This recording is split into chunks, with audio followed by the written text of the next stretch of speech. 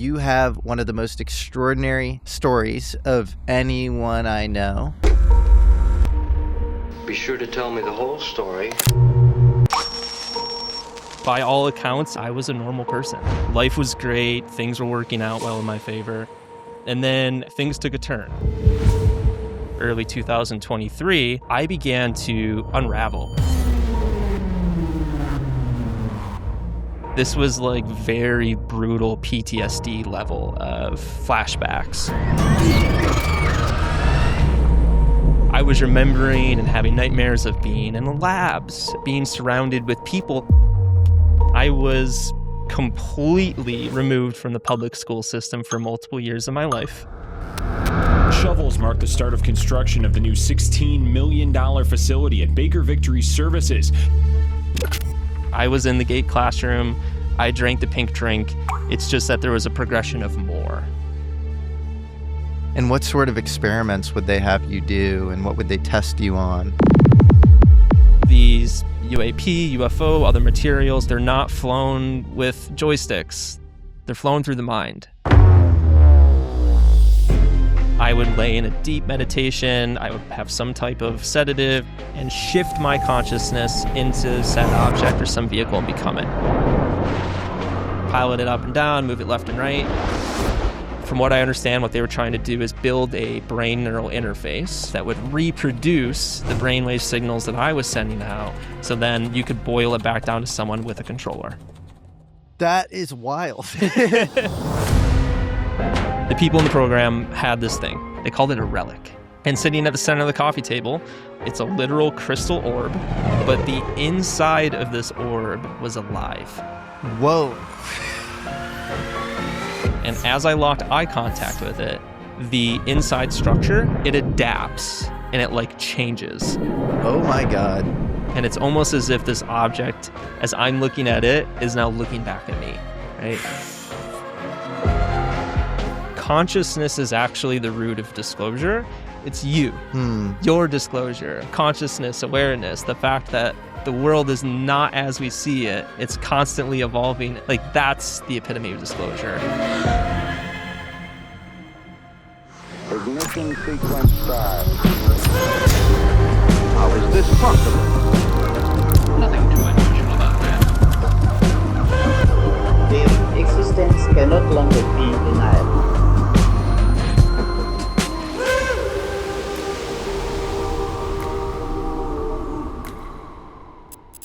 There's a state that researchers call hypnagogia, that threshold between waking and sleep where the brain is doing something genuinely unusual. It's where a lot of people report their most vivid experiences, the kind of thing that comes up in remote viewing accounts, other altered states research, and some of the most fascinating conversations I've had on the show.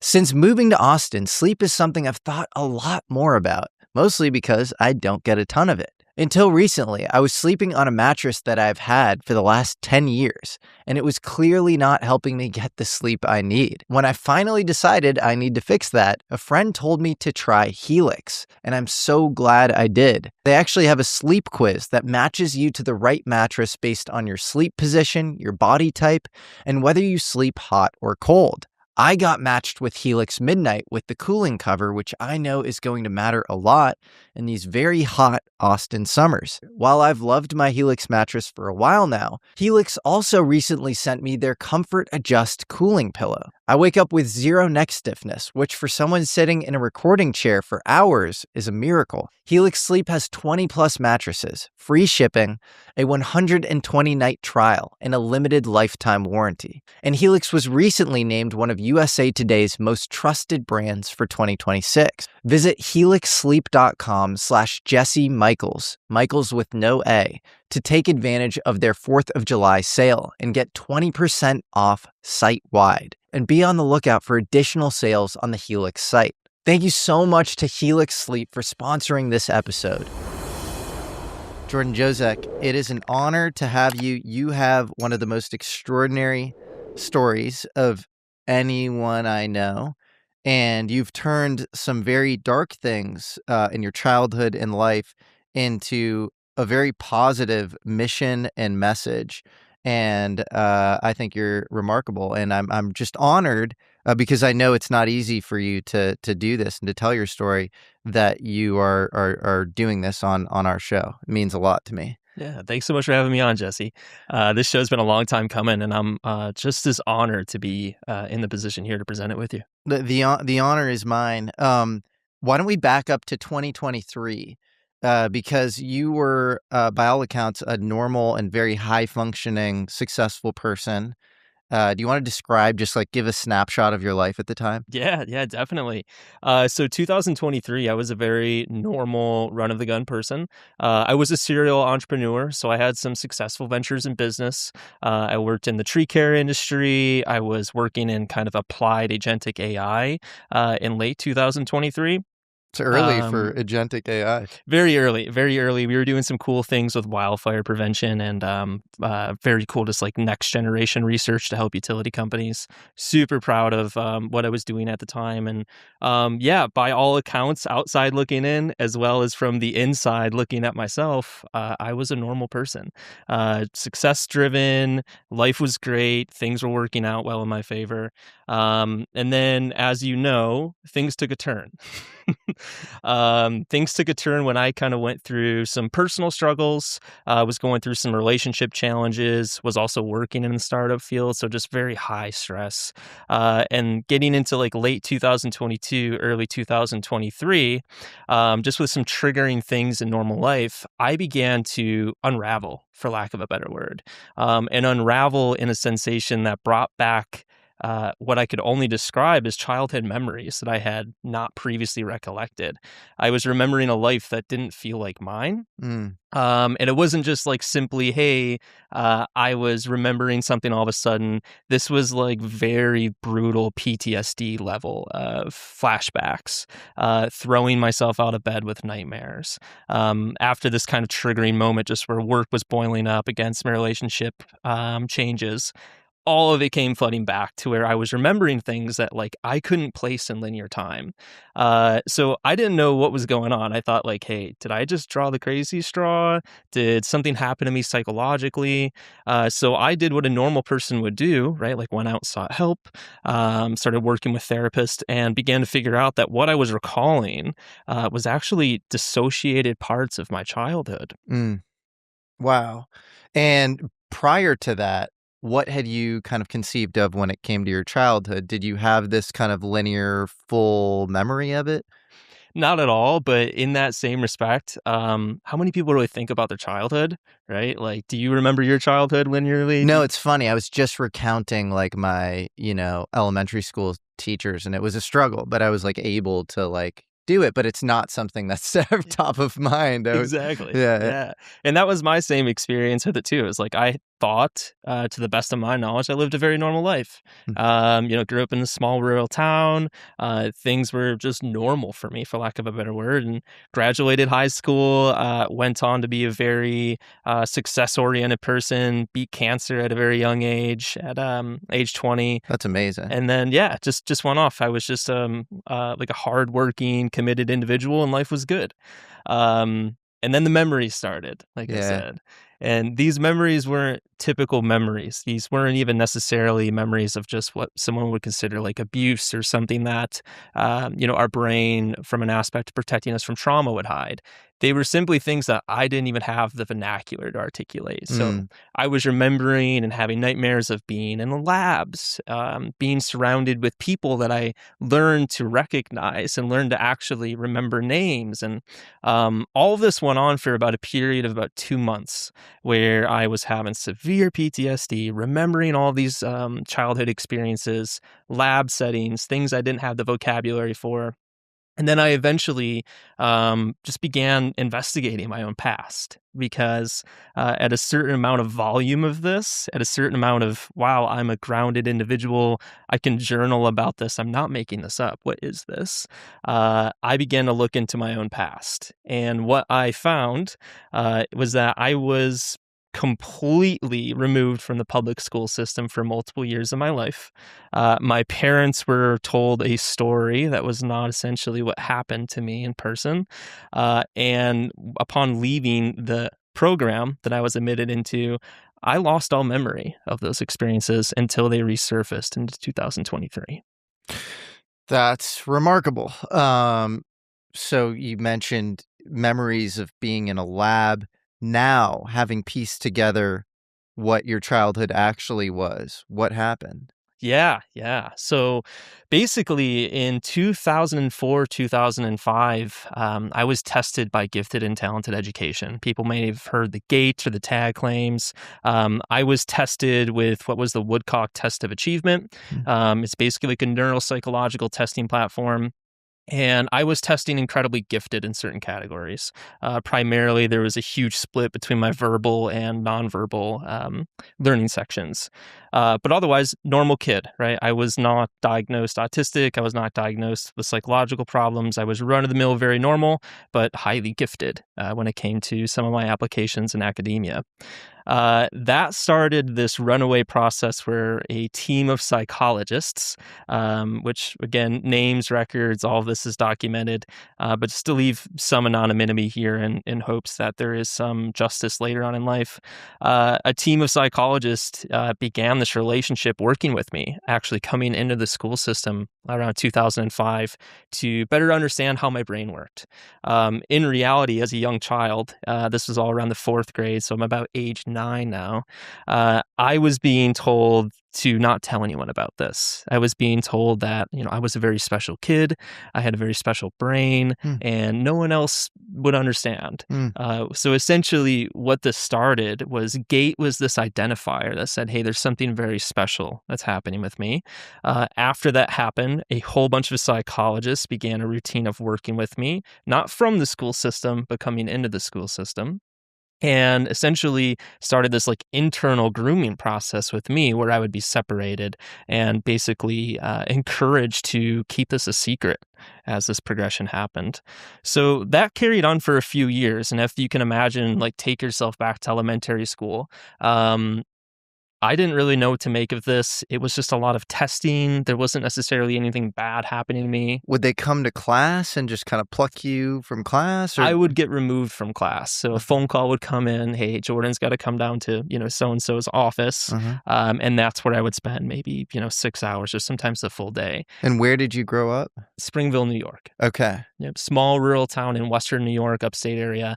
Very small, like graduating class of about 120 kids. And you're like, what, like 10 years old-ish? Yep. Started around age 9. And for the course of this, as I kind of described, this was between the ages of 9 and 14. Okay.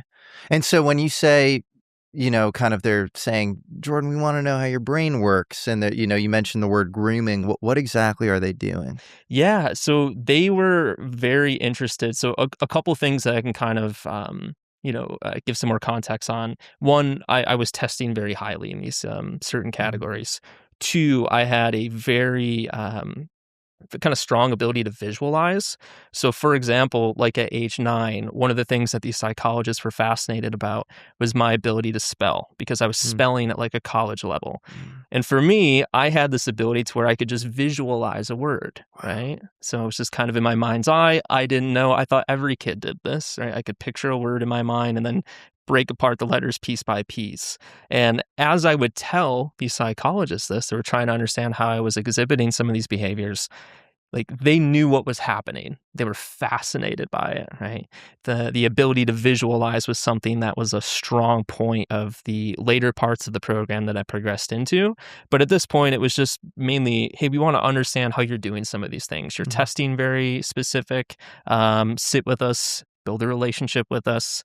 And as this progressed, what was happening to me is I was kind of becoming more and more isolated from the rest of the kids, the rest of my teachers. As you can kind of look in my investigation level of this, my teachers were not told what was going on either, right? Nor was the full category given to the school district. It just looked like I had a bunch of absences. I was being pulled from classes. No one really knew who was pressing the button, right? Who really was the psychologist, who sent them, etc. All of this continued within the public school system to where I was just being tested. Relationship was being formed until about like age 12. So getting into like 6th, 7th grade, I began to recognize that like something wasn't right here. The rest of my friends weren't doing this. I wanted to kind of go be normal. I didn't get what any of this was going for. And at the same time as I was kind of like pushing back almost with these people that were coming in to meet with me, my mother and father at the time, were basically told that I needed to leave the public school system. And it wasn't because I was a special kid. It was because I had grown so unstable that I could no longer be in the public school system. And essentially a whole mental health diagnoses overlay came on board around like 2010 that provide the justification to remove me from the public school system, whether my parents wanted it or not. And that started my basically academic attendance in this 2-year program outside of the public school system. But to back up real quick, you were fine. I was fine. Yeah. I was fine. Yeah, I was so fine. So the mental health thing was a cover for them to remove Exactly. you. It was an excuse. Yep. And how did your parents react to all of this? Terrified. My mother at the time was trying to remove me, from the school district, not having luck. We tried to move at one point, didn't have luck. I was refusing to go to school at one point, and people from the school district were actually showing up and removing me from the house. Like it was Stranger Things level stuff. That's insane. It really is like the show Stranger Things in real life, which is based on the Montauk experiment. I think a lot of people at this juncture in the interview are probably resonating with some of the stuff you're saying. There are plenty of gate kids out there, and this seems like the initial layers of what you've experienced. You experienced much deeper stuff, but there are people out there who have to take the pink drink, and they they have a year gap in their knowledge of their elementary school, and so 100%. Yeah, 100%. And for those kids, right, the other gay people, what I'm ultimately describing is like gate serves as this kind of like outside edge, almost recruitment, right? Or almost like identifying mechanism. So many people are tested within gifted and talented education. Not everyone progresses in further. So like, for example, as I'm meeting with all these psychologists early years, I was enrolled in gate, right? Like I was in the gate classroom. I drank the pink drink. It's just that there was a progression of more.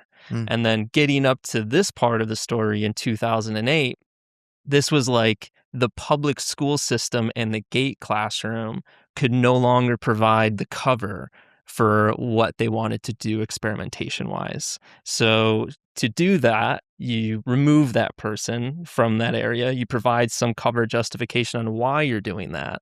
And that began a 2-year journey to where I attended school into a nondescript, since been shut down, sued 6 ways to Sunday, school that was from the outside serving neurodivergent and behavioral health kids, but on the inside was supporting a mission for defense contractor research for psychic potential development.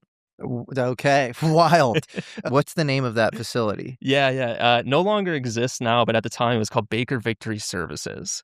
This center provides specialized services for students with autism or cognitive disabilities paired with mental health diagnoses. So on the outside looking in, this facility was serving autistic kids, nonverbals, other people with behavioral health. They had nurses, psychologists, psychiatrists all on staff in this school. Think like special education, 811 classroom, only 40 kids total in the facility. So just like highly structured support. Golden shovels mark the start of construction of the new $16 million facility at Baker Victory Services. So a lot of people watching, they might be thinking, okay, this Baker Victory Services, I'm going to go search it. They search it and they see this organization that seems to still be operational today. What's going on with that? Yeah, that's a really good question. So Baker Victory Services still exists today. It's a much larger organization serving a lot of other purposes, which are like good, right? The organization itself was not the problem. It was the exact location and kind of the element that I was in. So if you want the exact address, like it's very hard to dig up because the facility is closed today, but it was like 650 Ridge Road. It was a small nondescript building that was known as a day treatment center. 650 Ridge Road. Right. And that was like a subsidiary of this Baker Victory Services. Correct. Got it. Yep. So it's almost like that was used as a shell for this other kind of rogue cutout organization. Yeah. Now you're talking. And again, like even in that facility,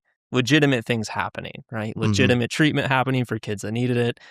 However, there was just this rogue element that was operating out of it that supported the program that I was involved with. But even with open source research, you do get hints of some malfeasance, right? Yeah, I mean, you can it's not hard to find, right? I think like the supervisor was arrested, like 210 felonies. I think the news article reads for like article manipulation or record manipulation. There's $100 million lawsuit that got settled due to just this huge claim of sexual abuse over the years. OLV Human Services says 3 employees at the Victory Learning Center in Lackawanna are now on leave over those allegations of physically mistreating students. I'd like to say there's a lot of smoke, right? You don't really necessarily need to find the fire. You can just look and see that there's been a history of problems at the place. That's a lot of smoke. $100 million lawsuit over sexual abuse and 210 felonies and falsifying records. We have a model that works for these young people, and it allows them to be the best they can be and go on and live lives just like you and I. What this looked like is, I would attend school like a normal kid. For like 2 to 3 days a week. And then for the other 2 to 3 days a week, depending on that, I was working heavily with a team of psychologists, researchers, psychiatrists, onto some of the tasks that we can get into. So you're at this facility, and they've kind of realized that you're really talented even within this kind of group of neurodivergent kids, and then they take you down to this basement. And what are they doing there as opposed to kind of the top level? Yeah. So when I first got into this, facility at the time there was a period about like 2 to 3 months where like things were normal, where I wasn't doing the extracurricular, ESP exercises. The weird psychologists that were coming to see me in the public school system were gone and no longer seeing me. So at the time I was like, I'm rescued, right? The weird stuff has stopped. 2 months later, a team of interns get hired, and this team of interns specifically work on me in my case.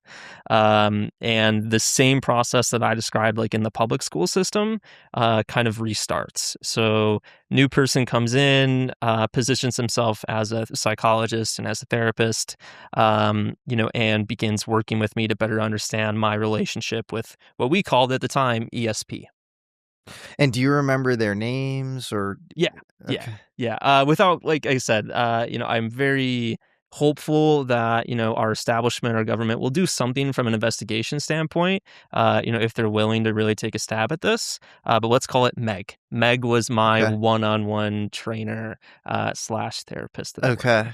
And you've provided this information, by the way, to the Senate Select Intelligence Committee. Is that right? I've provided this information to, past members of Senate Select Intelligence Committee. I've provided it to numerous 3-letter agencies. I've briefed them, given them the locations, the names, etc. Throughout my tenure of really working in the background of disclosure, fighting the good fight alongside guys like David Grush and etc. And to this point, nothing has happened. That's really frustrating and annoying. And hopefully after this episode, something does happen. But so this Baker Victory Services, this organization, it's also a Catholic church, or it's affiliated with the Catholic Church? Yeah, affiliated by it. So there was I believe it's termed the Father Baker organization in Western New York. So just think like Catholic nonprofit, doing like good things. This was meant to serve more of the foster home community, as well as, just develop a community resource for kids that weren't plugging well into the public school system. So it was a little bit normal where you may see like nonprofits step in like special education, get accredited to like support the school system. So it wasn't like a literal Catholic school or Catholic church. It just more or less organizationally existed within that umbrella. Gotcha. And so they realize, okay, Jordan, you are like extremely talented at some of this, extrasensory perception stuff. They take you to the basement, and what happens there? Yeah, I don't want to make it sound too strange things. Like it wasn't like going to the basement. Yeah. Like the facility itself, right? Super nondescript, didn't look like a school. You never know it was there. Like 2008, highly secure. Like the entire thing had components that would be like comparable to what people have called like a skiff before, right? So badge in, badge out, RFID everywhere, no electronics, in the building, even as a kid, right? Really? Couldn't bring your PSP in. You couldn't bring It's like a Faraday cage. completely high level of security at this place, and I can kind of get into some more levels of security that I experienced, as a kid, because as I'm telling this, I've gotten to a point of healing and integration, and now, as you know, right, like trying to fight the good fight to do better about this, but like don't mistake the level of like healing that I've done to really reflect like the terror that actually this whole entire experience was like in childhood. Essentially it was like being stuck in a facility where you had no control, right? There were things very akin to, I don't want to really say torture, but, in some respects, being given medications and substances and things that I don't even know, for purposes of experimentation. Like that's a problem. That's a big problem. It's a huge problem. Well, it's a huge problem for this to happen to you over multiple years, and for them to kind of be grooming you at your school, and for your parents to push back to the point of wanting to move and take you out of the school system, and for them to keep coming back. Like the levels of coordination implied here are deep level, and it's even beyond that. Like I can tell, later in the story, I'll get into some examples of like, well, hey, if you were a kid, why didn't you try to, do something about this? I did, right? So like many times in some of the more like rigorous experiments, I would like get out, call 911 from the school facility, but the lines were surveilled. So you would get through to 911 and then immediately an operator would take over and be like, hey, sorry, someone from the school, one of the kids is like prank dialing 911. So there was like no way in or out of any of this. Also, you're a kid. And when you're a kid, you can get conditioned into, feeling some sort of Stockholm syndrome, and you're told, no, we're doing this for your benefit or whatever. And you're highly impressionable. And you mentioned too that they gave you, there's like this critical window of heightened kind of extrasensory perception ability, and it's before puberty, and they would give you puberty blockers to sort of enhance this. There was all sorts of stuff being administered to me while I was in there. Like on paper, right? Like, so looking back on my own records, like there were, I think over a dozen antipsychotics that I was on during these like 2 years. So things like Haldol, Zoloft, like just to name a few, just a ridiculous amount of medications. That does not reflect what was being administered inside the facility that my parents didn't know about. There were other things that I was being taken. There was other things for specific sessions, right, that would be given that I don't even know. When it comes to the level of like, hey, there's some psi or, some ability within our brains in a prepubescent era, that was communicated to me. And I believe it has something to do with the relation of our like right and left hemispheres before they're fully formed during puberty. But I think essentially it's just at that younger age, I had an ability to essentially exert more than someone else that was an adult. And what sort of experiments would they have you do, and what would they test you on? So a lot of the testing, we can kind of think, this started off very baseline of like ESP, right? So kind of like thinking about extrasensory perception and how that would show up for people. And I was told from like a number one day, like you can just think of all of this as this was like ESP training is what essentially, was happening to me there, for the idea of this later being utilized in like a defense establishment, style progression funnel. But, in the beginning, right, ESP, and it's highly structured for each person. And that's what I would be told, right? Like, for example, they would be giving me a lot of tests and a lot of experiments and like seeing how I respond, or seeing how I would apply this, because there was no like rubric, or there was no like cheat sheet on like you do the same thing every time and it works the same way for everyone. I was instead told that everyone's highly unique, and you need to kind of develop your own way of doing this. Once you have your own way of doing this, we'll help you amplify it. Right? That's kind of a way to think about that. So, for example, a lot of the very early on sessions would be understanding my abilities. How are they showing up from a cognitive perspective? Did I process information more kinesthetically, right? Like, was it more I feel things in my body? Was I processing it more auditory, right? Like, hey, telepathy, I hear it, right? Or in my case, I was a highly visual person, right? So I had the ability to get out of my body, see in the other room, see things from, a distance, right? And kind of shift my awareness visually. So for the progression of most of the time in these 2 years, I was highly working on visual abilities.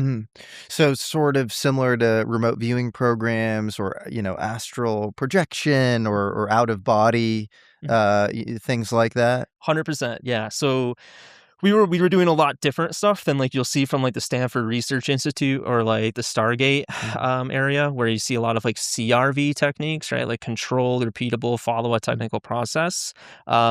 I was given a whole kind of different regimen of like training and teaching that kind of relied primarily on getting our subconscious mind to believe that something was possible. And I can kind of go into this in a little bit more detail. So for like a typical remote viewing exercise, you're given a target, you may have a protocol, maybe you're doing some meditation or some, bilateral simulation or auditory stuff to help you take information out of that target. You might see it visually, you might see it otherwise you're taking information, kind of from the field.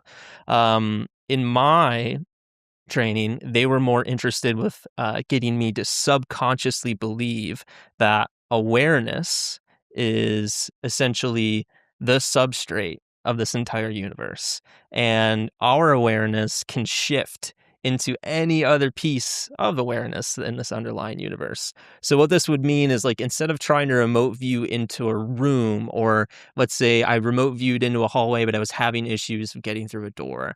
There was a lot of subconscious training to basically help me understand that my awareness could become the door. I could become the room. I could become the filing cabinet where the documents are in, and then extract the information that way. So it was a lot less viewing. It was a lot more manipulating your own awareness to become the things that we see in the universe. That's fascinating. So it's almost like a panpsychist worldview or something where maybe everything is somewhat conscious, or everything is at least awareness, and you can port your own awareness into what we think of as even inanimate, unconscious objects. 100%. Yeah. So it's like the underlying substrate of the universe, as we want to take it back, whether it's awareness or it is this undefined substrate. It is accessible, malleable, and reflexive to awareness. So you can either place your awareness in it, or you could perhaps exert some control by shifting your awareness towards It's either a possible vessel for awareness, or it's awareness itself, or it's somehow compatible with awareness. Yeah. I tell this story too for a lot of people, like, as we get into like consciousness research now. I often use the analogy that like consciousness, you can perceive more as like a vehicle. Imagine a car, 4 tires, right, and a steering wheel. And that's how you can kind of think as consciousness. It's like the vehicle that gets driven. However, awareness is actually what's sitting in the driver's seat of the car, right? So a lot of things can hold consciousness, but awareness is actually that kind of like universal substrate of like the is. And when you follow that perception better, you can kind of better understand, well, like, how could you get out of your body? How could you shift into something? Well, it's actually not necessarily consciousness. It's like that's the holder and the vehicle and the container, but there's awareness. That's a step deep. Fascinating.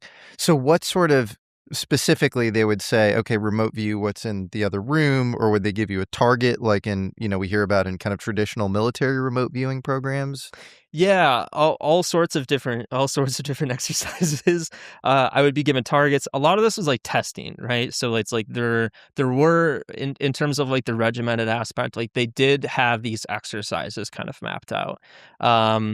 for a lot of the remote viewing or like the astral projections, the way that we were doing it, like I just described, we were actually doing it with a partner. So like Meg in that example would often like walk through what we call the relaxation exercise, right? But in reality, it was some type of auditorial stimulation, right? The headphones, different binaural beats that were helping me access, different brainwave states.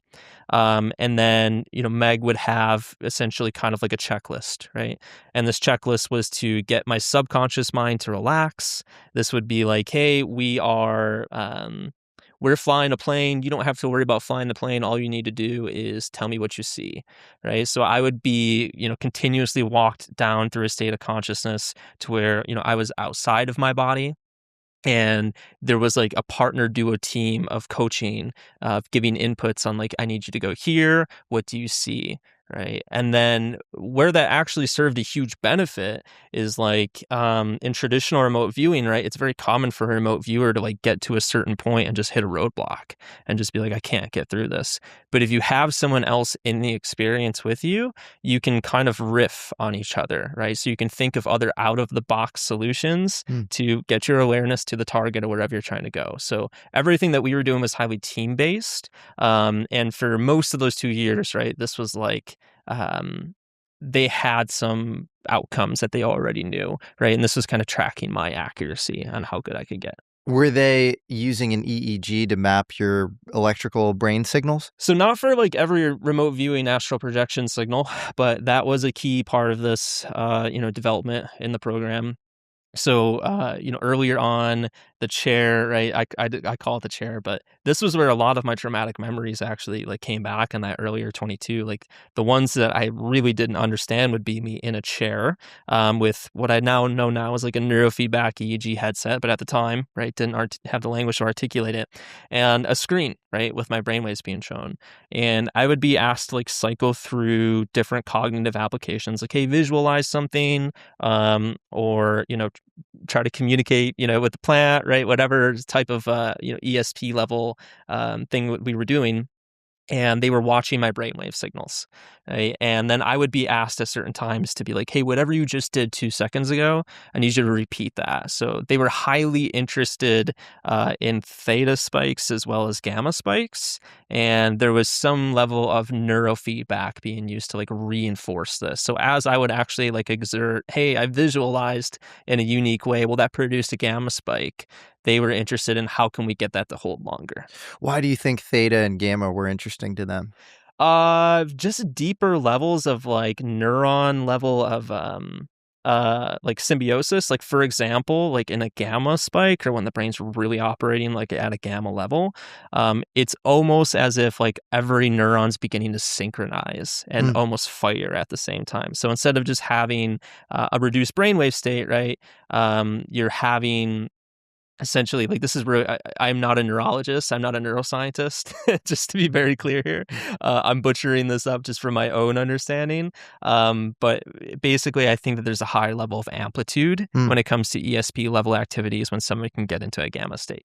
Yeah, it's extremely high frequency, and like one of the highest. And it's interesting that you were saying that they wanted you to access your subconscious. It's almost like undergirding your conscious thoughts are these subconscious beliefs.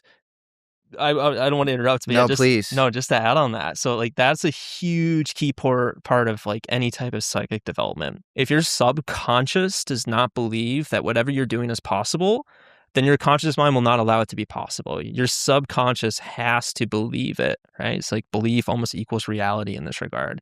And I think this applies to like a lot of people when they hear about psychic phenomena, or they hear about UFOs or UAP, like there very well may be a cognitive filter that we don't yet have mapped, right? And like, why do some people experience some things? Why do some people see a UAP but some don't, right? There might literally be like a subconscious protective mechanism where if your subconscious mind doesn't believe that it's possible, then it's not going to become possible in your reality, your experience of perception. And I believe that to be true just because of how much work went into getting, me trained on the subconscious level. If you can do this, you can remote view, you can shift your awareness, you can do all these things, you have to believe it. One of my favorite quotes is Henri Bergson's, the eyes can only see what the mind can comprehend.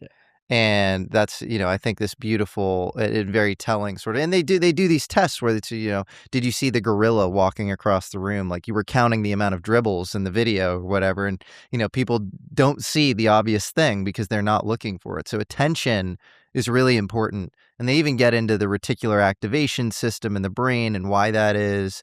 There are all sorts of studies around that.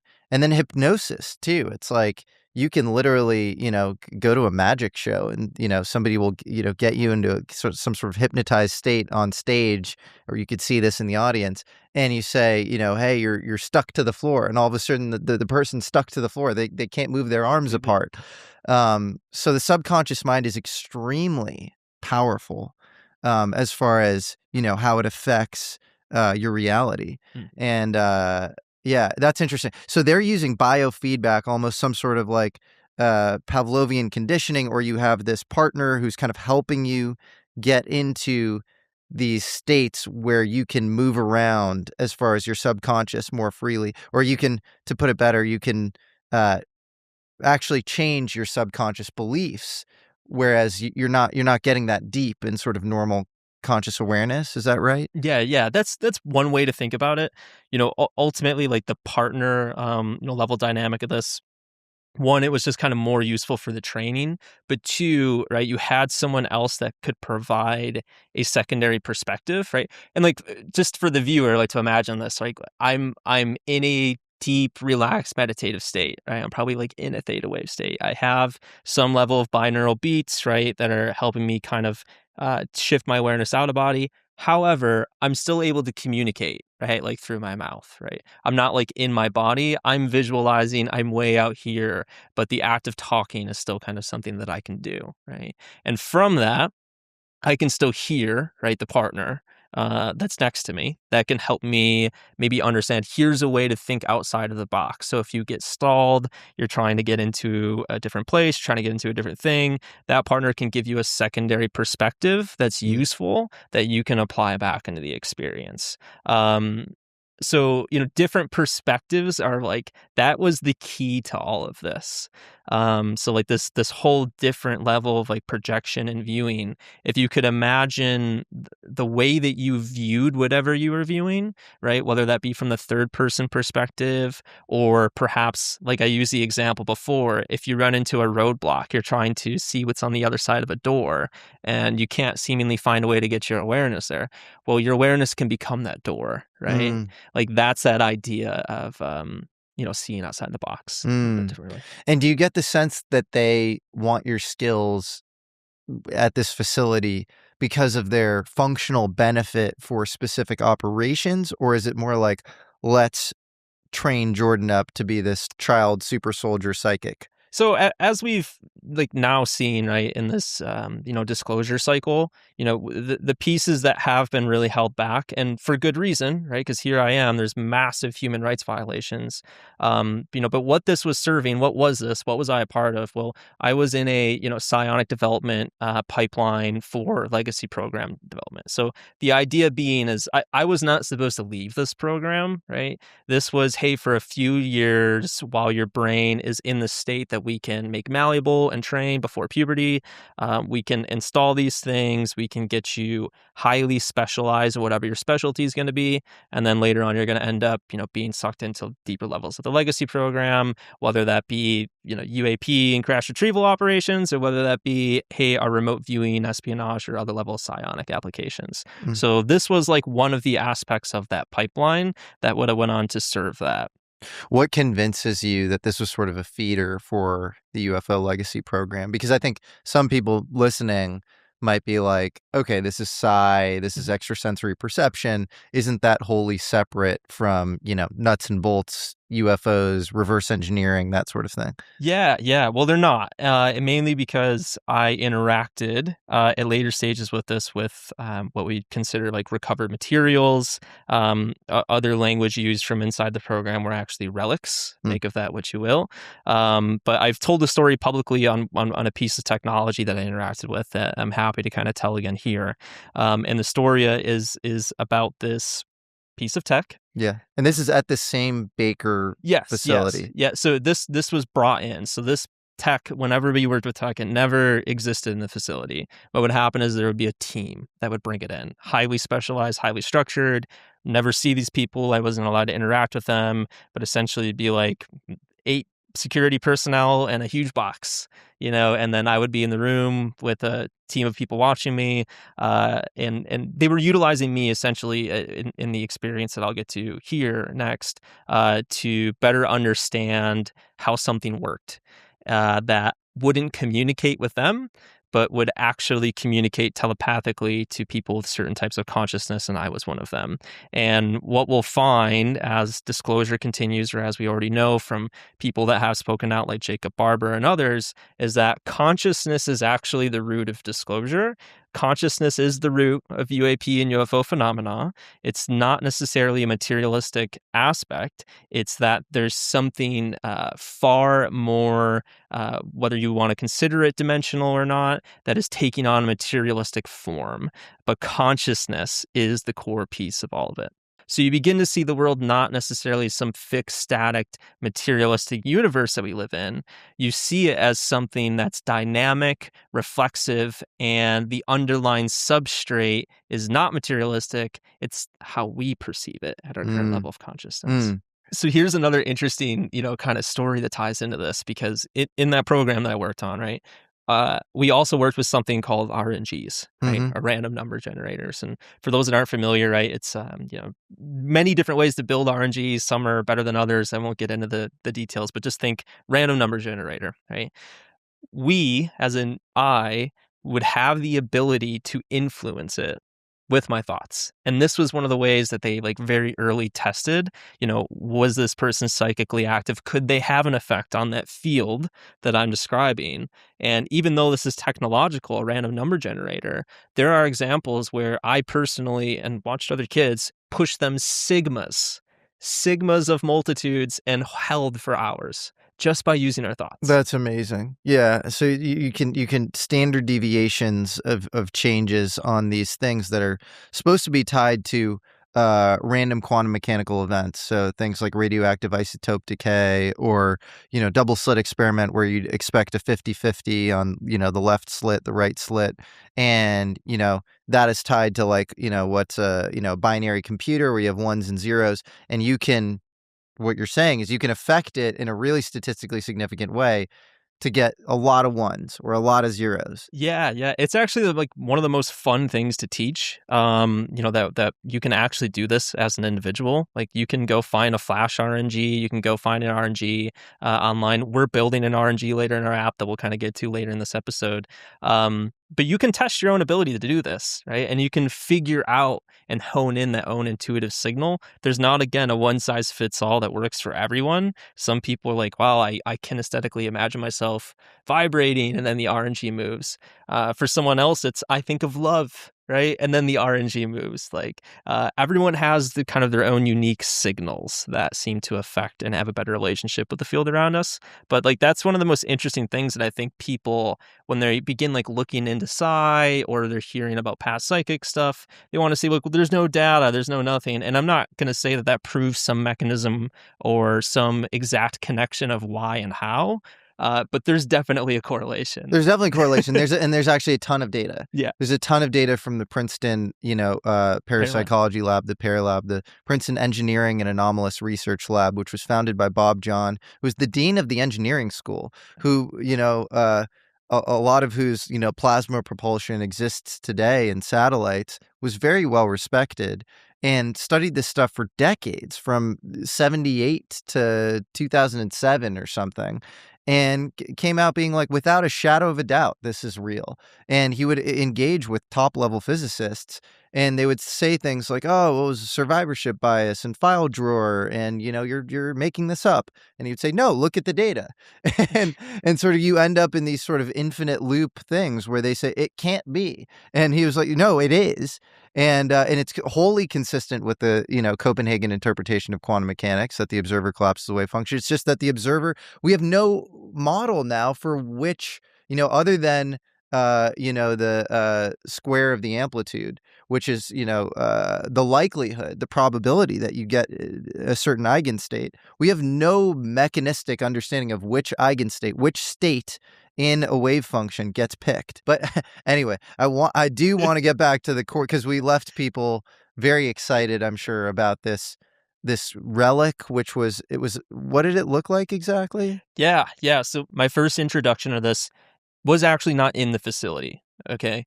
I think that my interaction in the experience that I'm going to describe here was highly paramount into me getting removed from the public school system and into the facility.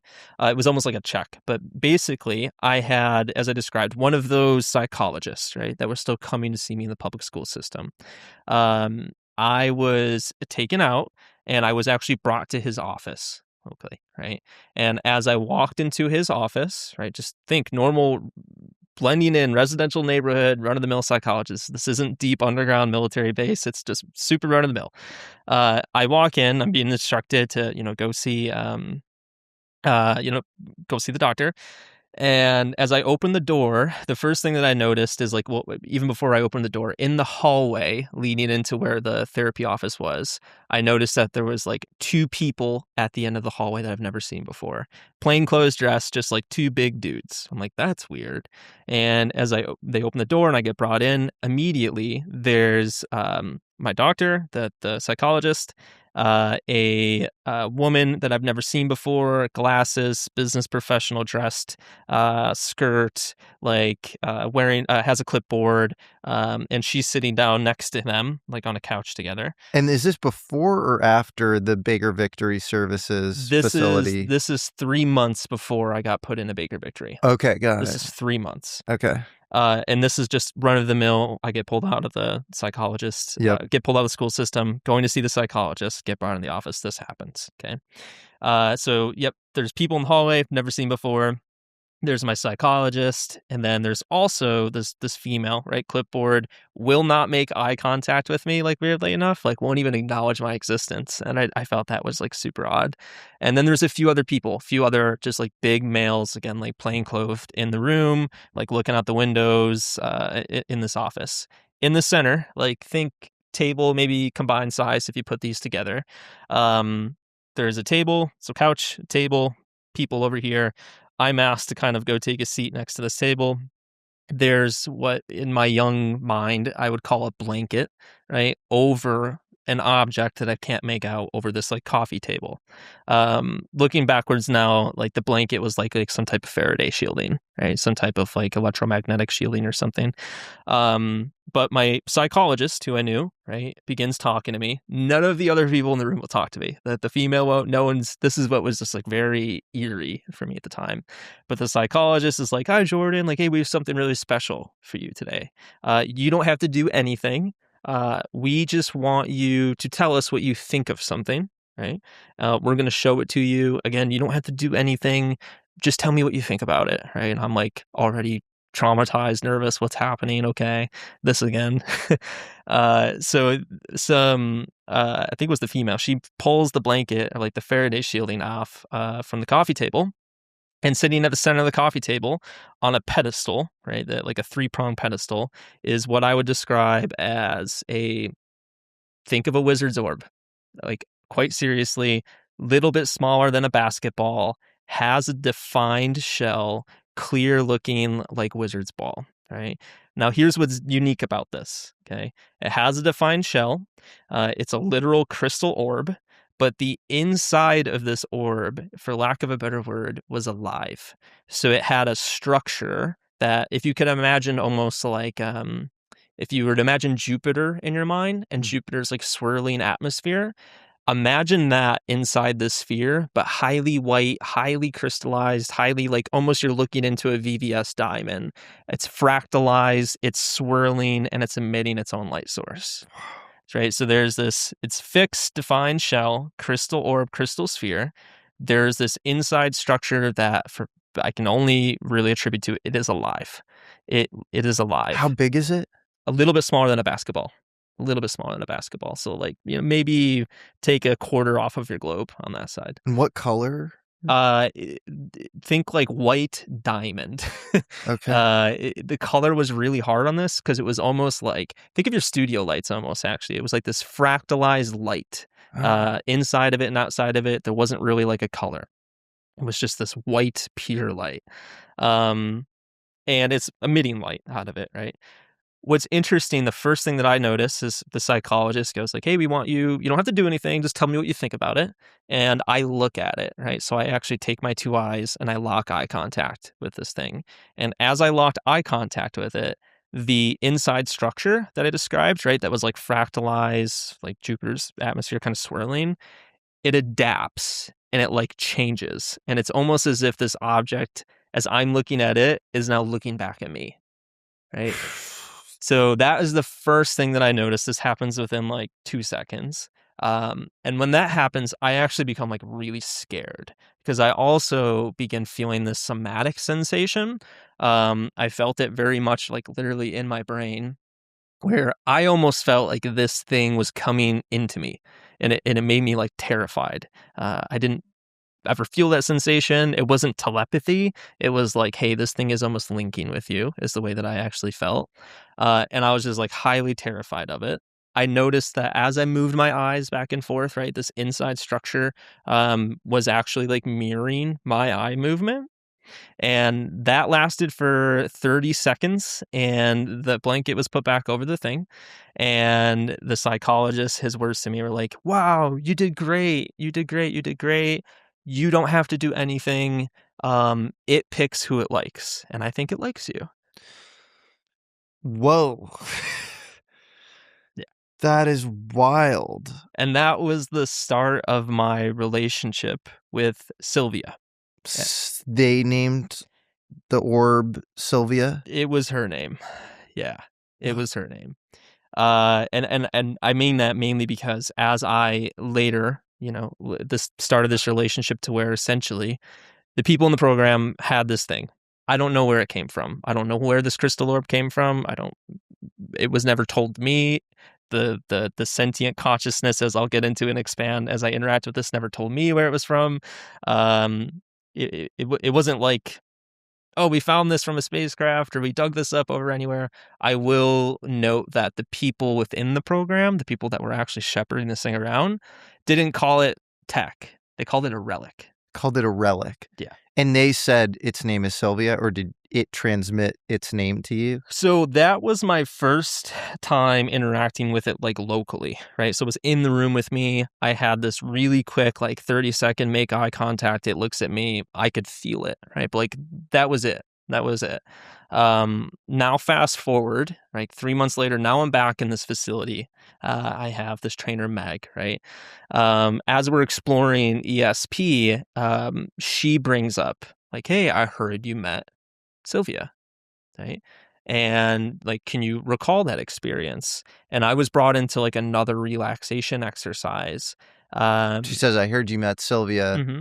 That orb thing. Her name is Sylvia. Yeah. Well, we to back up, there was some context in that conversation. I heard that you were introduced to something, right? And I was actually brought into like this relaxation exercise with Meg, and she was like, "Do you know what its name is?"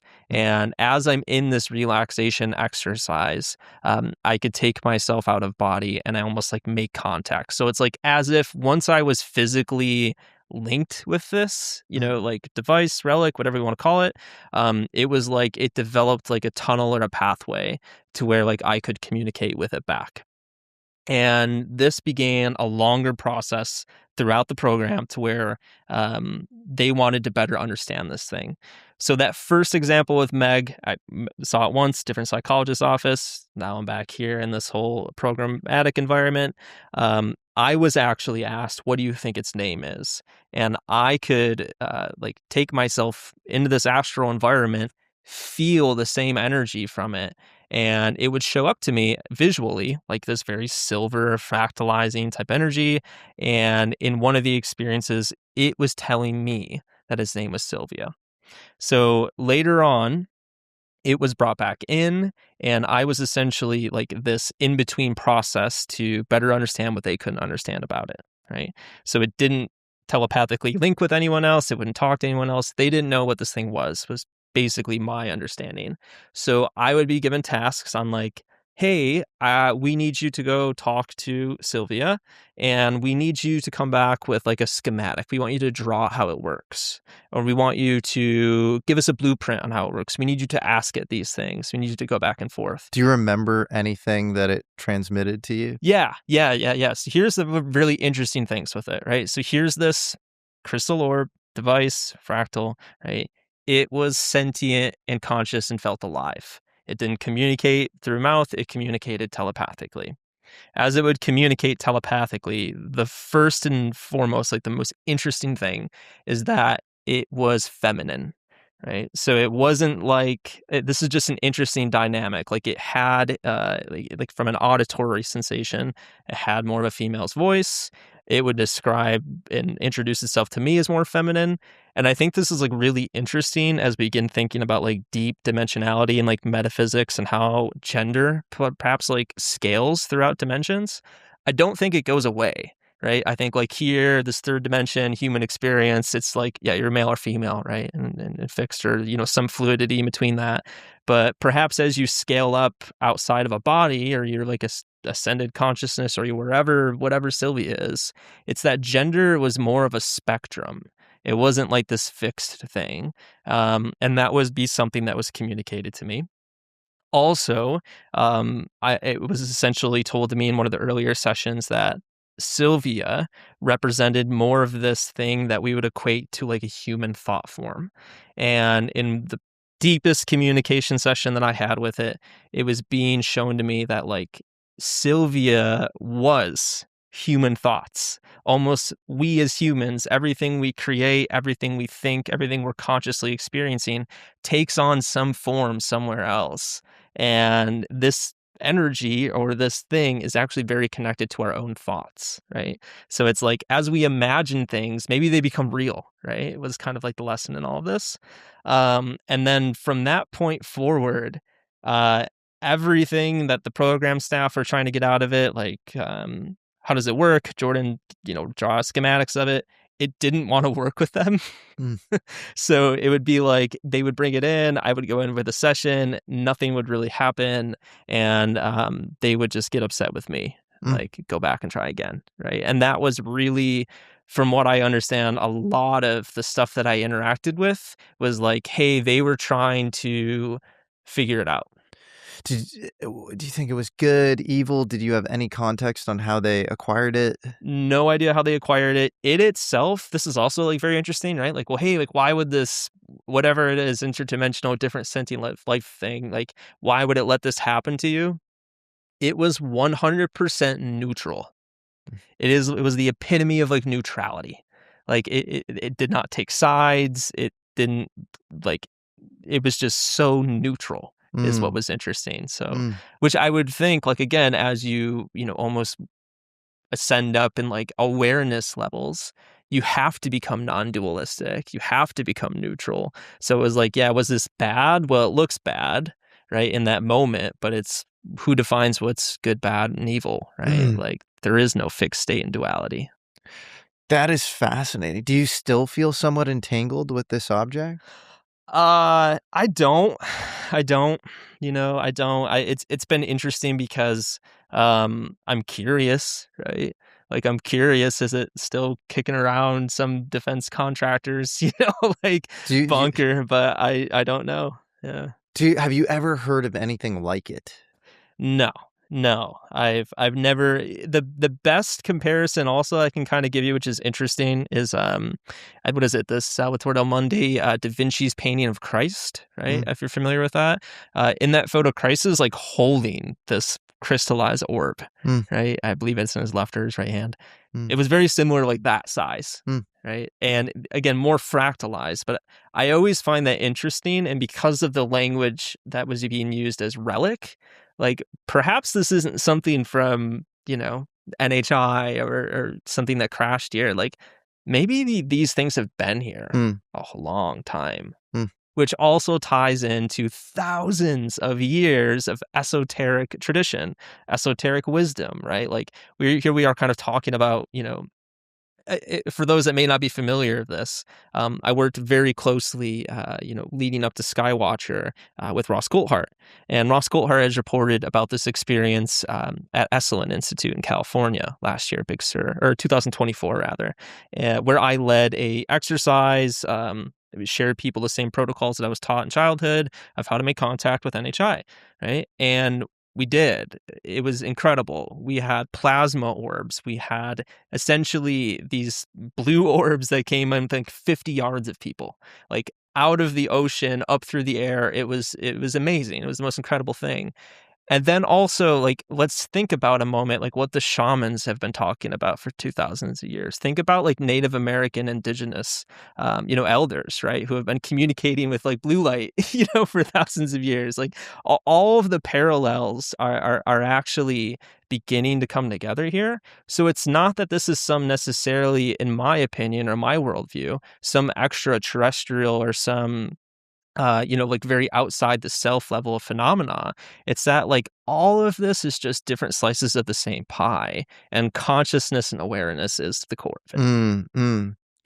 While you were at Baker Victory Services, did they ever have you fly a craft or lock onto a thing and move it with your consciousness? Yeah. So today's episode is sponsored by Incogni. After speaking with a ton of scientists working on some of the most revolutionary ideas of our time, I've learned how seriously they all take their personal privacy. These people aren't paranoid. They're just operating in very sensitive areas. And what's searchable about them on the internet actually matters. The average person has no idea how much of their information is already out there. Super personal information like phone numbers, home addresses, relatives' names, all sitting on sites you've never heard of. If you're not being proactive about protecting your online information, it could easily fall into the wrong hands. That's what got me using Incogni. They go after data brokers directly and get your information actually deleted, not just buried. And they keep following up until the removal is confirmed. And you can see all of this cleanly on their dashboard. The feature I personally find most useful is custom removals. If you find your information on some random third-party website, you simply paste the link into your Incogni dashboard, and their privacy experts handle the takedown. You get unlimited submissions. So take your personal data back now with Incogni. Use code American Alchemy at incogni.com/American Alchemy for 60% off an annual plan. Again, that's a whole 60% off your annual plan if you use code American Alchemy at incogni.com/American Alchemy today. Thanks so much to Incogni for sponsoring today's episode. In my 20s, I loved the ritual of drinking coffee, but then my sleep started to suffer. Energy would peak and then it would drop. It felt like I was just taking credit out on my future energy. That's when I decided I was going to maintain the ritual, but switch to a much calmer, better, and just healthier alternative. That alternative is today's sponsor, MudWtr. It's a coffee alternative made with functional mushrooms and adaptogens, lion's mane, chaga, cacao, chai, with about 1/7 of the caffeine of coffee. So you get a steady, cleaner energy without the spike and the spiral that so many people experience. So if you've been looking for a calmer alternative to your morning coffee routine and are curious about trying MudWtr, the starter kit is the move. Right now you get up to 43% off, free shipping, and a free rechargeable frother when you use code Jesse at MudWtr.com. That's MUDWTR.com. Now back to today's show. Yeah, so there was another aspect that they were highly interested in developing, and this was something called the Prometheus system. And for those that know the story of Prometheus, go figure, right? The bringer of fire to humanity. Mm-hmm. Of course, they would name this such device called the Prometheus system. Yeah. So I would call it the Faustian system or something. So just like I've described my interactions with Sylvia, right? Like highly telepathic, right? Just linking through consciousness. That seems to be exactly how most of these UAP, UFO, other materials are interacted with, right? So they're not flown with joysticks. They're flown through the mind, right? And to tie into this, right, I would have examples to where there would be other objects. I would be sometimes brought just into the same, lab environment in Reuben Baker Victory. I wasn't like on an airfield, right? But from that process of, working with my brainwaves, getting in a state, it was clear that I was working with something somewhere else, right? So there were examples to where there were objects that I would be asked to shift my conscious awareness in, right? So like, let me back up. Piloting a UAP, right? Piloting whatever it is. Not going to talk about descriptions or anything. Again, flown through the mind. You mesh with it consciously. How do you do that? You take your consciousness outside of your body and you become that object, right? And there's an art and a skill of doing this. So the same way that right now my consciousness feels like it's in my body, I would lay in a deep meditation. I would have some type of, perhaps sedative or some type of, other substance often used, different auditory aids, and shift my consciousness into said object or some vehicle and become it. And from that point of view, actually demonstrate command and control, right? Pilot it up and down, move it left and right. And you would do that by shifting and almost taking advantage. We started this conversation on like observation and awareness. Well, to actually like send commands and controls and these things, you're doing that through the art of shifting your own perception and awareness. So for example, let's say there was an orb or something and I was asked to fly it, okay? I would shift my consciousness into it. And when that would happen, I would typically experience what I would describe as like a split. If you can imagine like a split screen video game, right? This is all my mind's eye. Imagine a split screen video game where you see something on the left and something on the right. I would basically give these commands and shift my own perspective of myself and said object to get it to move. So on the left-hand side, I would imagine something from the third-person perspective. So I'm imagining the object, my surroundings, what everything looks like around me. And on the right hand or the right hemisphere, I'm imagining my forward-looking first-person perspective. And by the art of flip-flopping the two, I'm like want to travel here from my first person perspective. And then on my third person on my left side, I'm imagining what it looks like and I'm already there. You would actually get this thing to move, right? Now, they had a lot of EEG monitoring on me as I was doing this. And this is where the Prometheus system would come in, right? So a highly gifted psychic kid could mesh their consciousness and get said object or UAP to move. Well, how do we give that power to an Air Force guy, right? Who's not have an open consciousness, does not have an open heart. So there was something actually happening at the brainwave level, something, what entanglements were showing, what brainwave specks were showing, I don't know.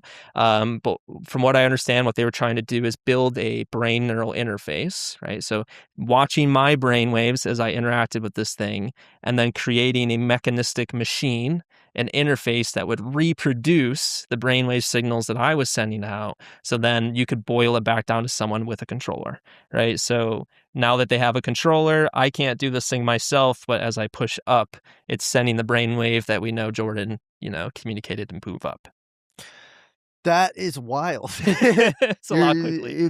Being used kind of like as a human joystick or as a bridge to, you have the mind meld, and then it's so wild. This is so crazy. But it also dovetails with this kind of book that the Pentagon censored, 7 pages of redactions, this Sentinels of Ether book that Jake Barber put out pseudonymously under the pen name Alva Douglas. Mm-hmm. And it's all about this. It's all about this, neural interfaces between the brain and these crafts. And that's how you fly them. That's how you actually get them to show up. And what he calls P3s, people with psionic predisposition potentials, and they're sort of flying the crafts. And then you have, like you said, they're the ones who are kind of heart-centered, but they're also sometimes kind of, given a lot of pharmacological aids. That's a total euphemism. They're drugged to get into these states.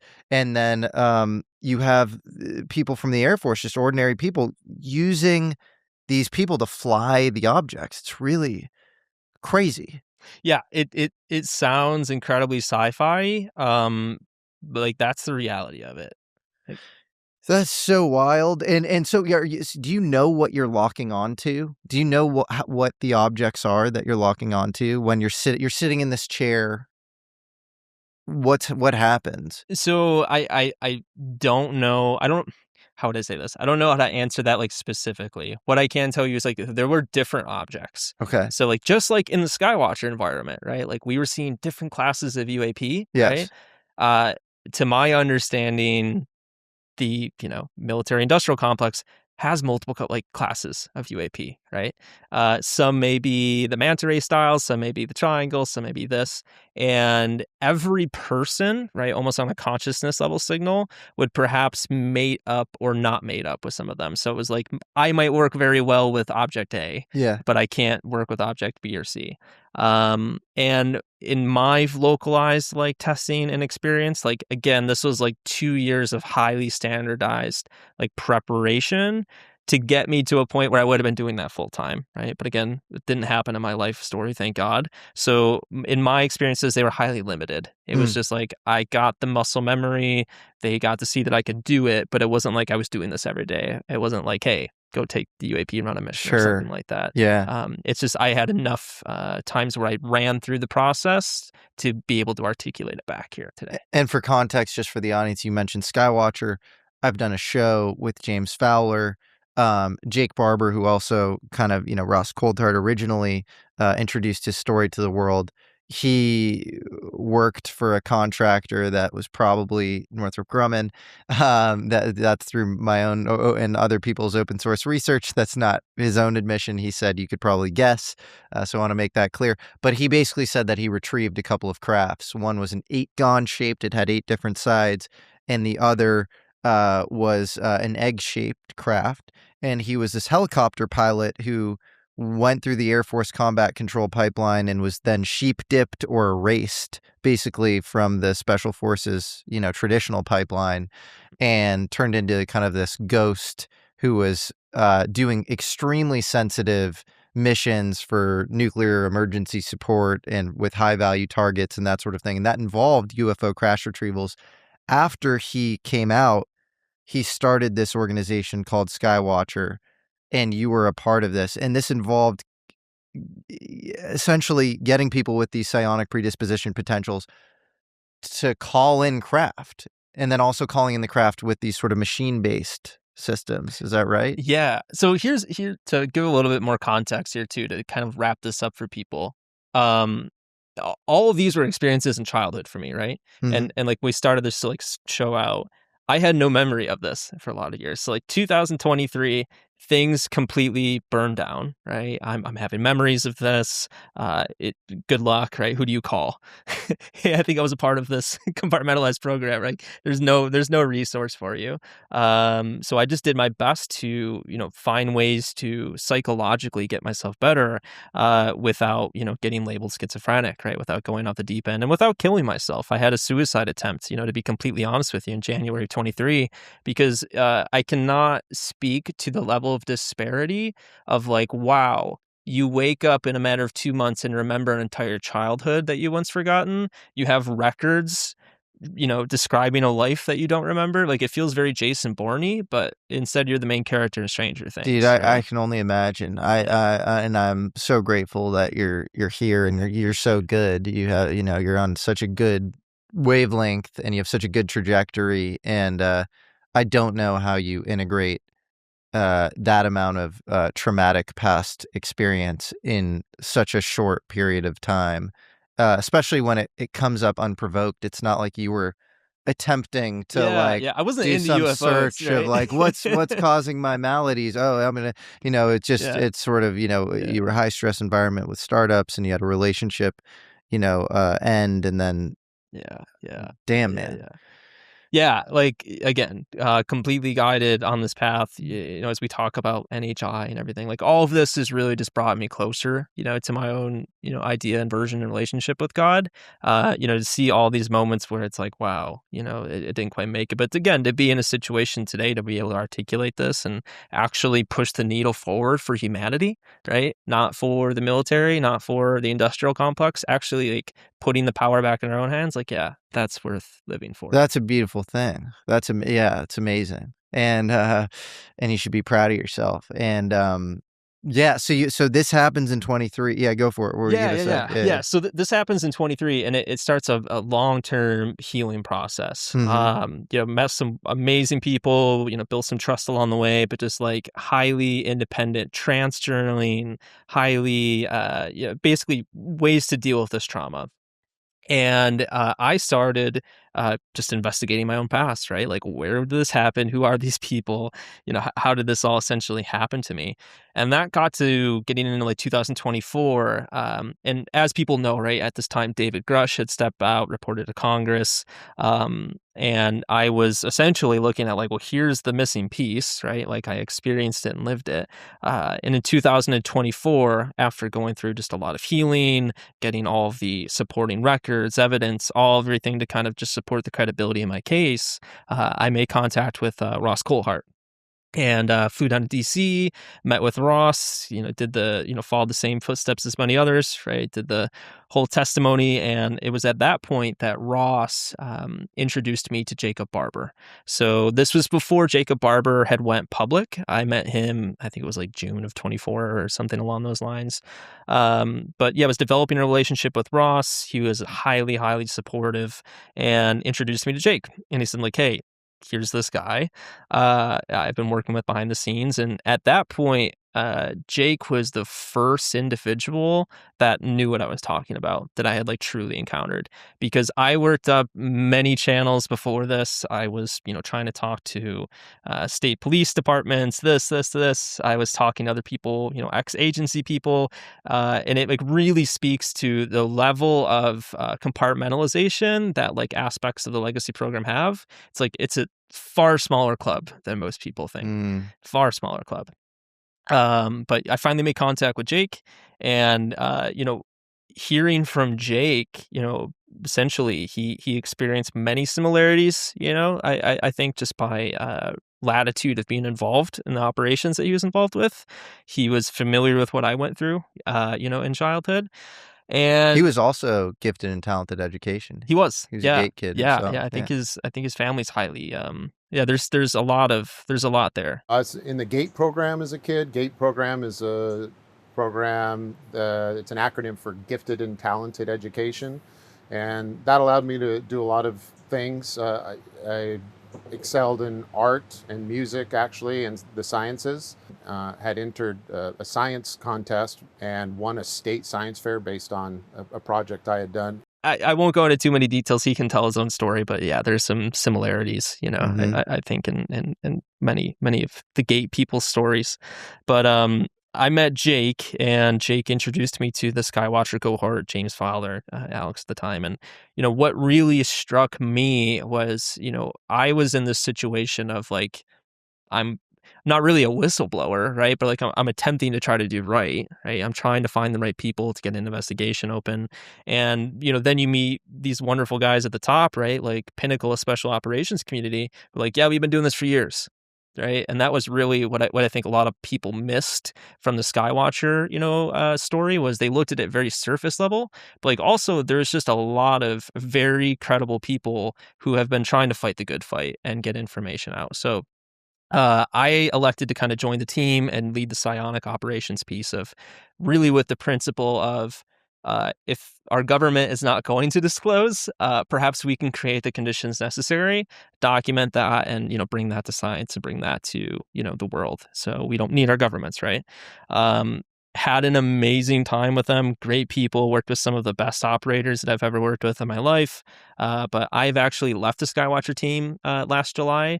And the reason being highly personal for me, but I was just kind of beginning to get this sensation that we need less military, honestly, right? We need less of this kind of like wounded masculine, we're going to go figure this out. What we actually need is like the public support. We need the next generation thinkers. We need the next generation industry to begin working on disclosure. We don't need the highly compartmented, I've worked in defense my entire life and, that's been my trajectory. I just don't see that being the best, like, next chapter for us. Yeah. Also, I would say you know, and I'm always of like a split mind, right? Like to the people who are like there was nothing going on and they weren't provoking any sort of UFOs to appear. I'm like, no, I think they were. Yeah. I think there We was, definitely were. Yeah, I think a we lot of definitely stuff were. was showing up for them. We definitely were. And then so it's sort of, you know, got to hold those people at bay. And then on the other side, just the idea that you can somehow subsume this ancient sacred practice of communing with these celestial objects, which has gone on since, you know, the days of Iamblichus, the Syrian, you know, Neoplatonist, or Ezekiel, or, you know, whatever you want to date it back to, probably before that, right? And you can somehow provoke these things to come and then use them in some instrumental way to derive material to confer a tactical warfare advantage via an adversary just feels like the wrong framework overall. It's like that doesn't feel like if you want, you have an infinite range of things you can do with your life. Maybe not an infinite, but a wide range. Maybe don't do that.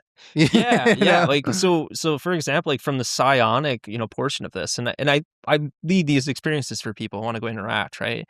It's not, hey, follow this 3 steps. It's highly heart-based. It's like, I actually need you to forget everything that you know, and I need you to open your heart as you prepare to, you know, embark on this journey to interact with something like NHI.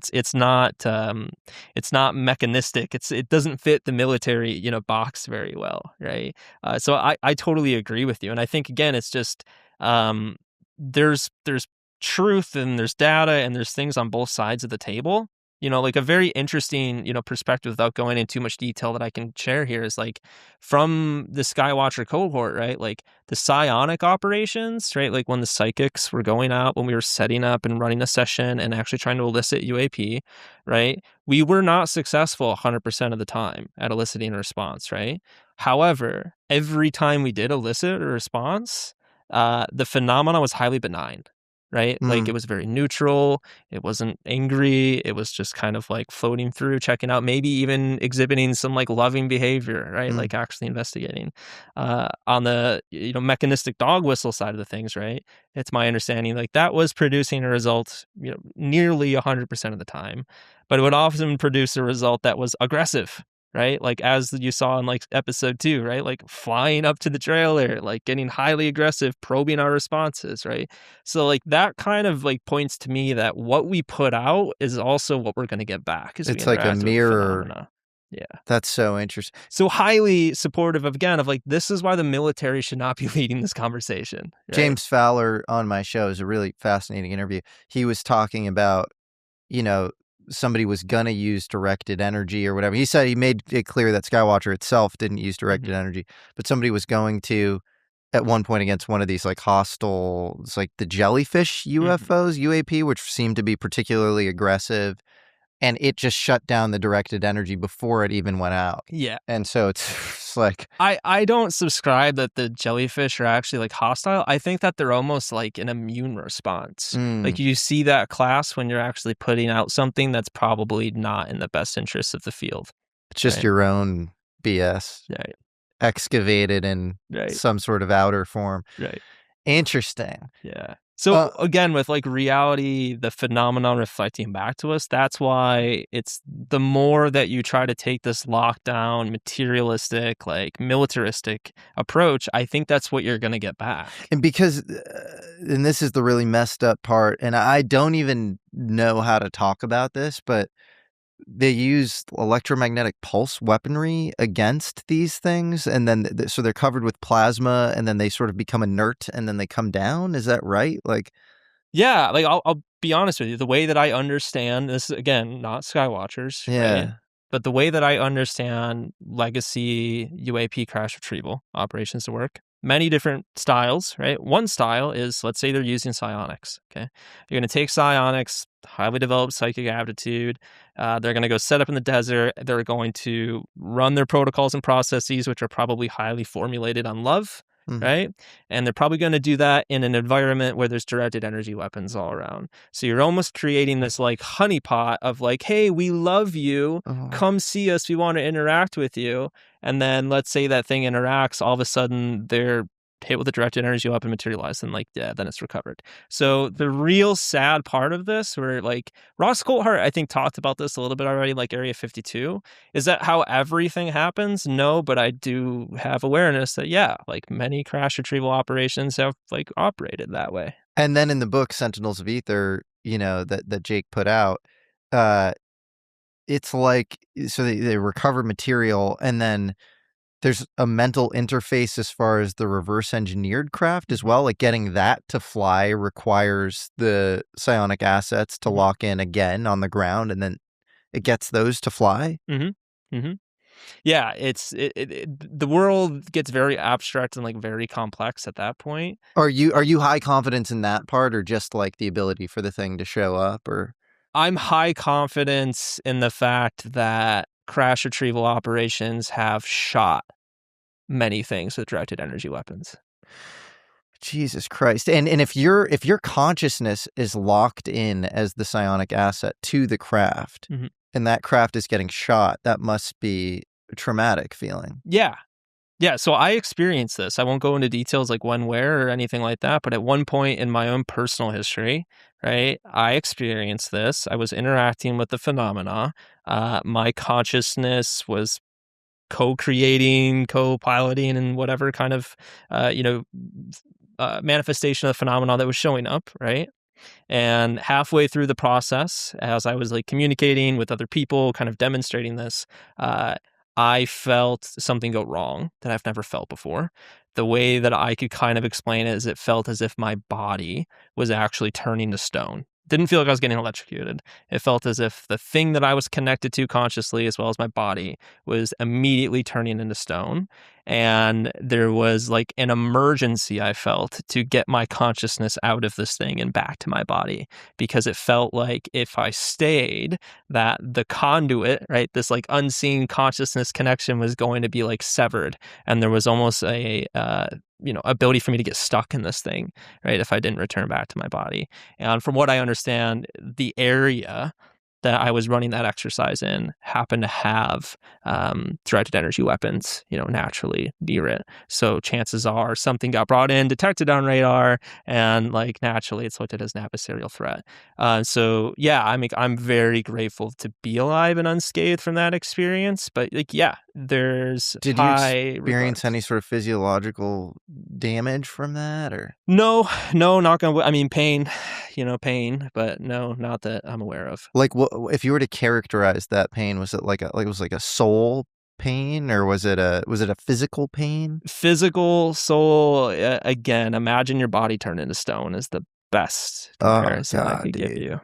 Yeah, that is so gnarly. Yeah, and again, right, I'm not, one thing we didn't even kind of get into here, right, is like, people's perspective and underlying like background on the phenomena is like, oh, it's extraterrestrial. It's like, well, like, hold on a second. Go back to that initial analogy that I kind of provided, where the story's been, it's materialistic universe, Earth, this. Again, I think we live in a field, right? And I think that all these dimensions are stacked, with us. And it's essentially like everything is right here, right now. And it's actually our level of consciousness and awareness and what we perceive that gives us the experience. So it's like very possible. Is this extraterrestrial? I don't know. Maybe that's a portion of it.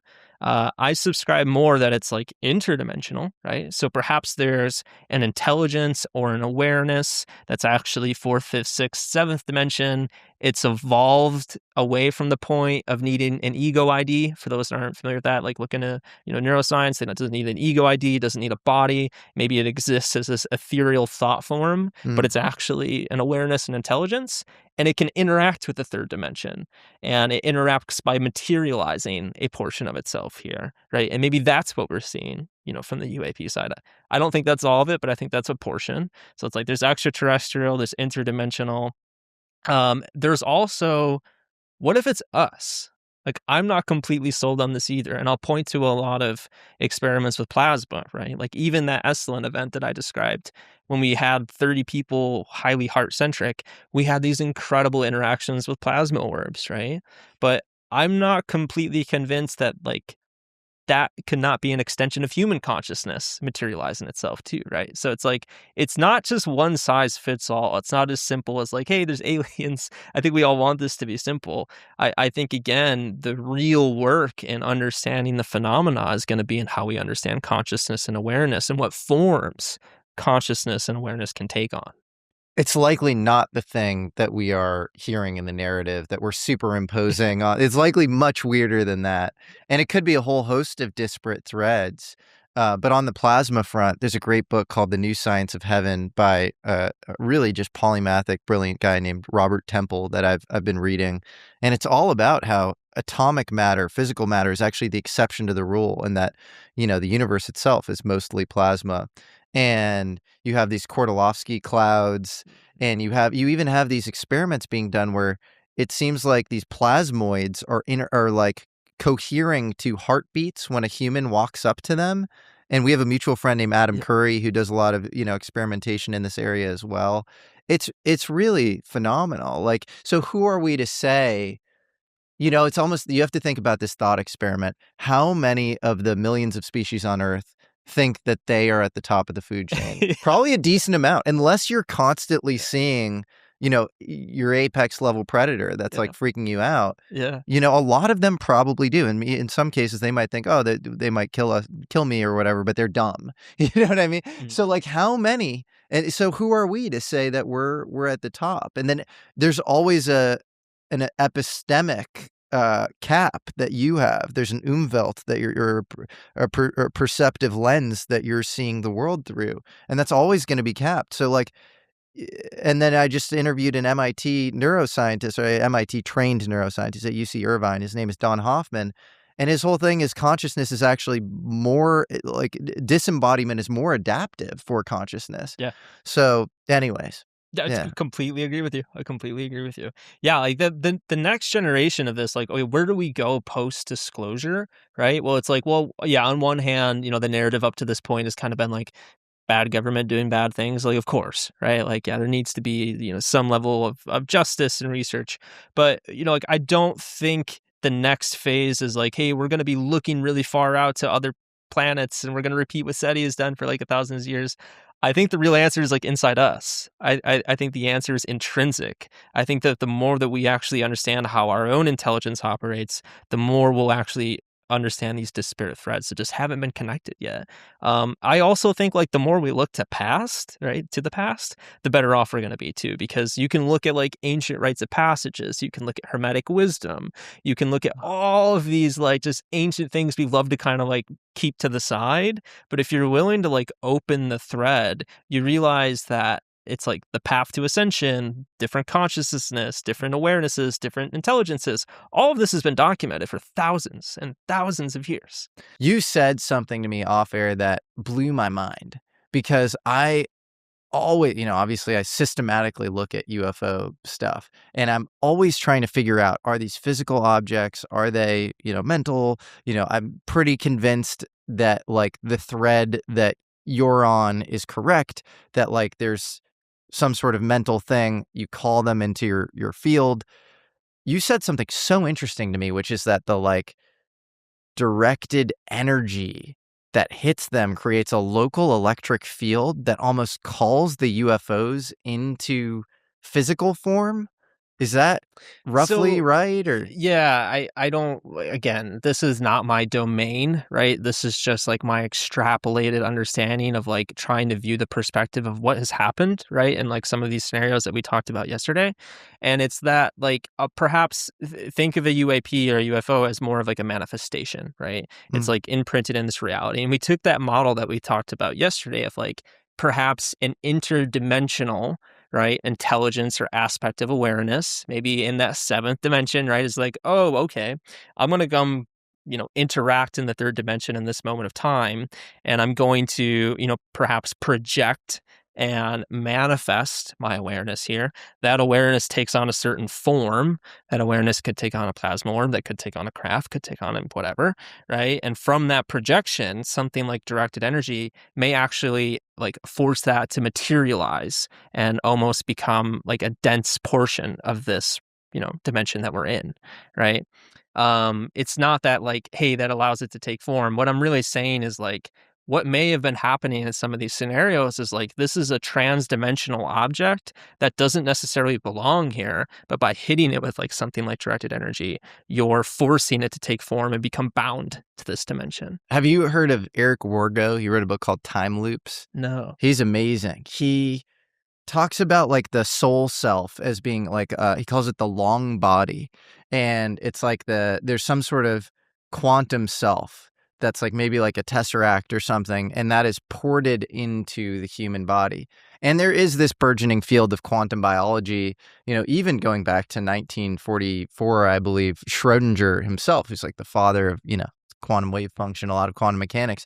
He had a lecture series called What is Life? And he talked about these aperiodic, receiver crystals in the DNA. And so you have to wonder, like, are we tethered to something higher? And Wargo presents this really interesting model where, in quantum computations, you can reverse qubit positions. Ooh. And so basically, there even people who are serious, working in on quantum computers, or probably more in the quantum mechanics interpretation world, think that maybe on the application layer of a working quantum computer, which we don't have because, chips and keeping them cryogenically cooled is the bottleneck. When we get that, maybe you could send information of a future knowledge or memory state back in time. Yeah. And so then if you get into, again, I don't know if this is, fully verified, but like the Roger Penrose Hameroff, tubulin of the microtubules or whatever, or something like it in the brain, where you have some sort of quantum, room temperature quantum system, then your future knowledge state could send stuff back in time. And if you think about pre-sentiment, like what do we have these precocious pre-memories of, the things that we have intuitions that are going to happen. And it's like you wake up, you have a dream about the thing. It's often the most important thing, and the most important as far as, it being adaptive for your survival and your evolution. So like, losing a loved one, or like, something dangerous that could happen to you or whatever, these are the things that get downloaded.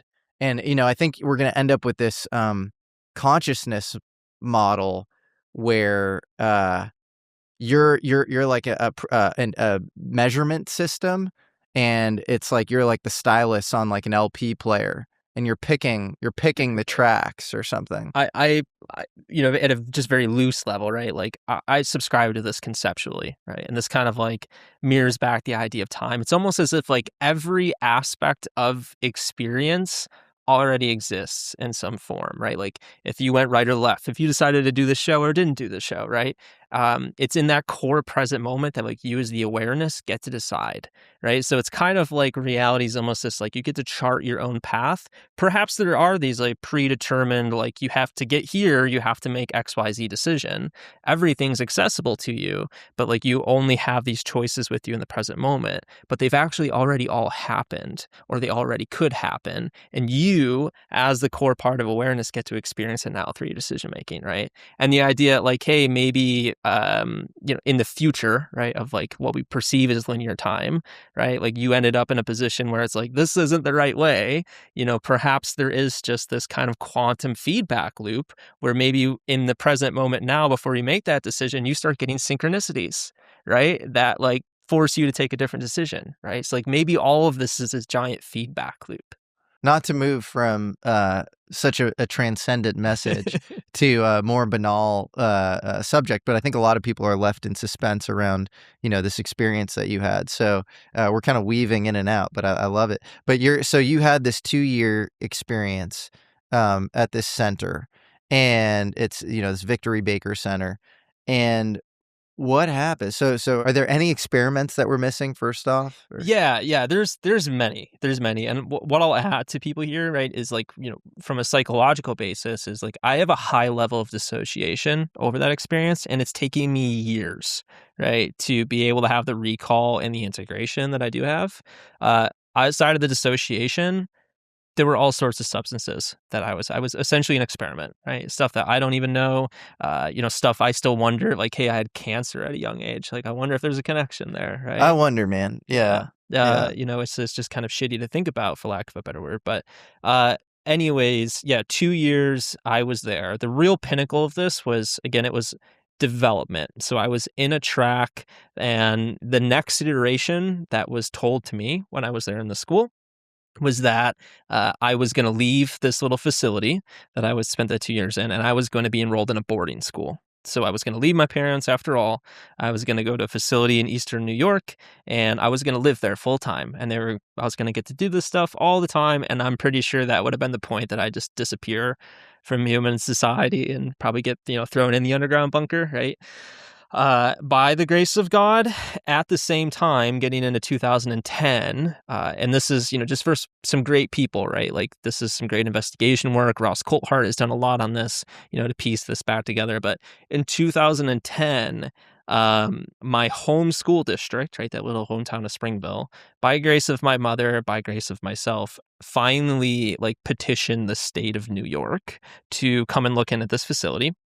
And apparently for 5 months, the record or something goes, Baker Victory Services was refusing access to the state to come in and inspect me, right? Which you would do if you're an intelligence agency or a defense contractor, like, you have control over everything. Well, that got to the point where they were going to run a state audit, on the whole thing. And they didn't want that to happen. So I was hastily returned in September of 2010 back to my home school district, kicked out of the program. And like I said, I was on 12 antipsychotics. There was a cover basically pointing up to this time that I was severely mentally unwell. And that's what was justified my placement there for 2 years. So within 30 days, all of this craziness stops. I get thrown back into my home school district, and I just do everything in my power to forget this ever happened, because I went up against what it felt like was the beast. These people masqueraded as school. They masqueraded as my friends. Who do I trust? I'm just never going to talk about this, and I hope to God I live a normal life. And that worked. Within 1 year, all of my medications were released. I was released from every single psychological diagnosis. So I was just magically cleared in 1 year, right? And it just all disappeared. Yeah. Major fall through the cracks, level of Roblox. But also, again, this is high level exploitation from the best of the best of it, an intelligence agency. Right. This is how they would masquerade the system. And is it 400 plus lawsuits were, thrown against Victory Baker Services? Is that right? Yeah. It's no longer in operation. It has been sued so many times, not by myself, but just by other people reporting sexual abuse claims that they had to close the facility.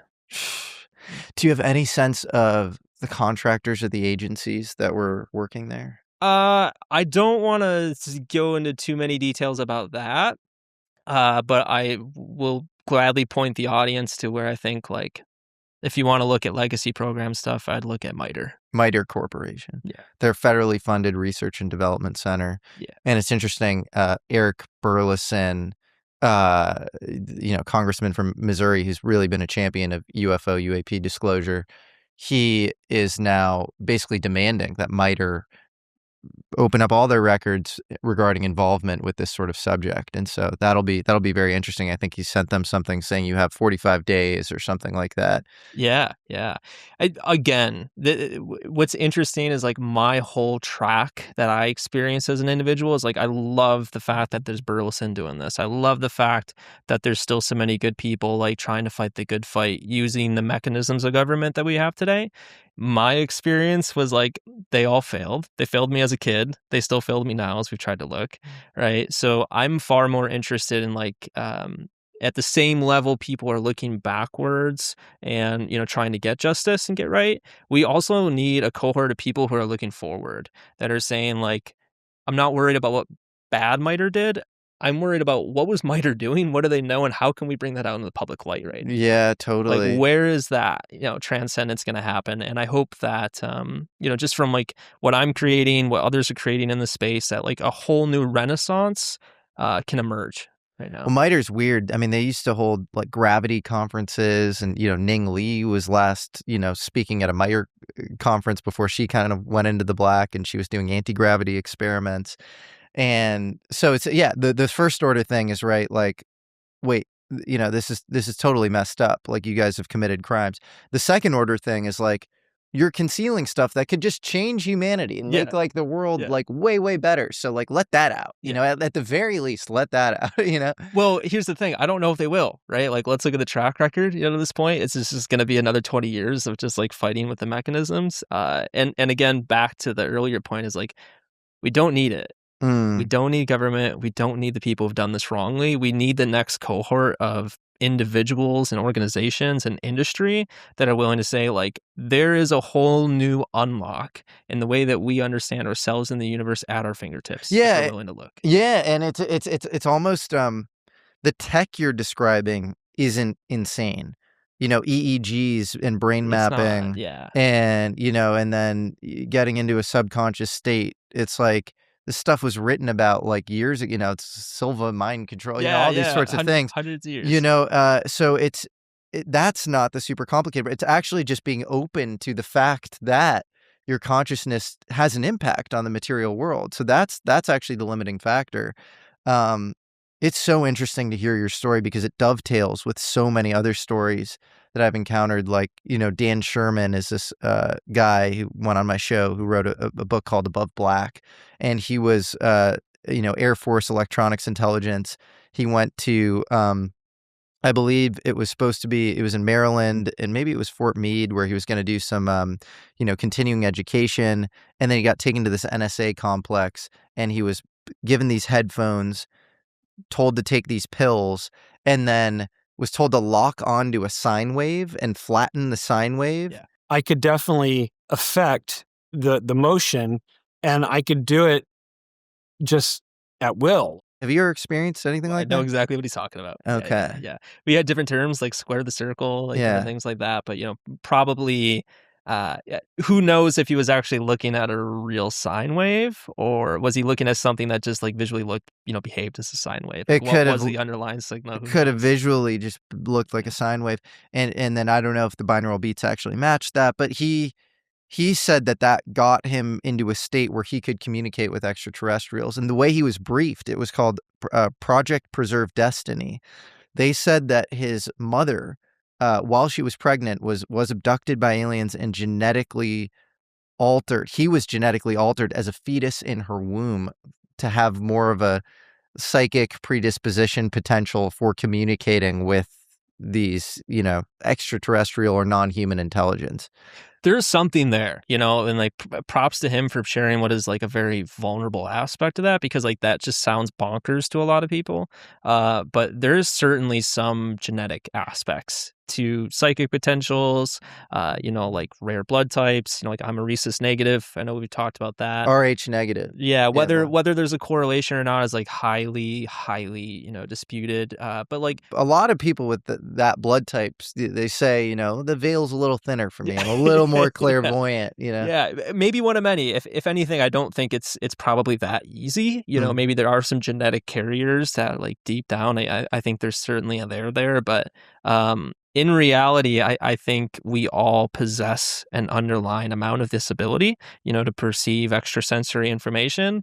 I think maybe some individuals just perhaps have like a higher ceiling, right, than others. Well, a very high up person in government, who I won't out because I don't think he wants to be outed, but basically corroborated Sherman's story. And so, unfortunately, I hate saying anonymous source, but, take that with a grain of salt if you want. Mm-hmm. And he has this DD-214, and he even in his book, he didn't mention one of the bases. And then we figured out one of the bases, it was in southern Italy. And because he took a photo of it in his book, and you didn't have the internet back then, so you couldn't reverse image search. And I called him out on it. It was San Vito de Normani or something. And he was like, yep, that was the base.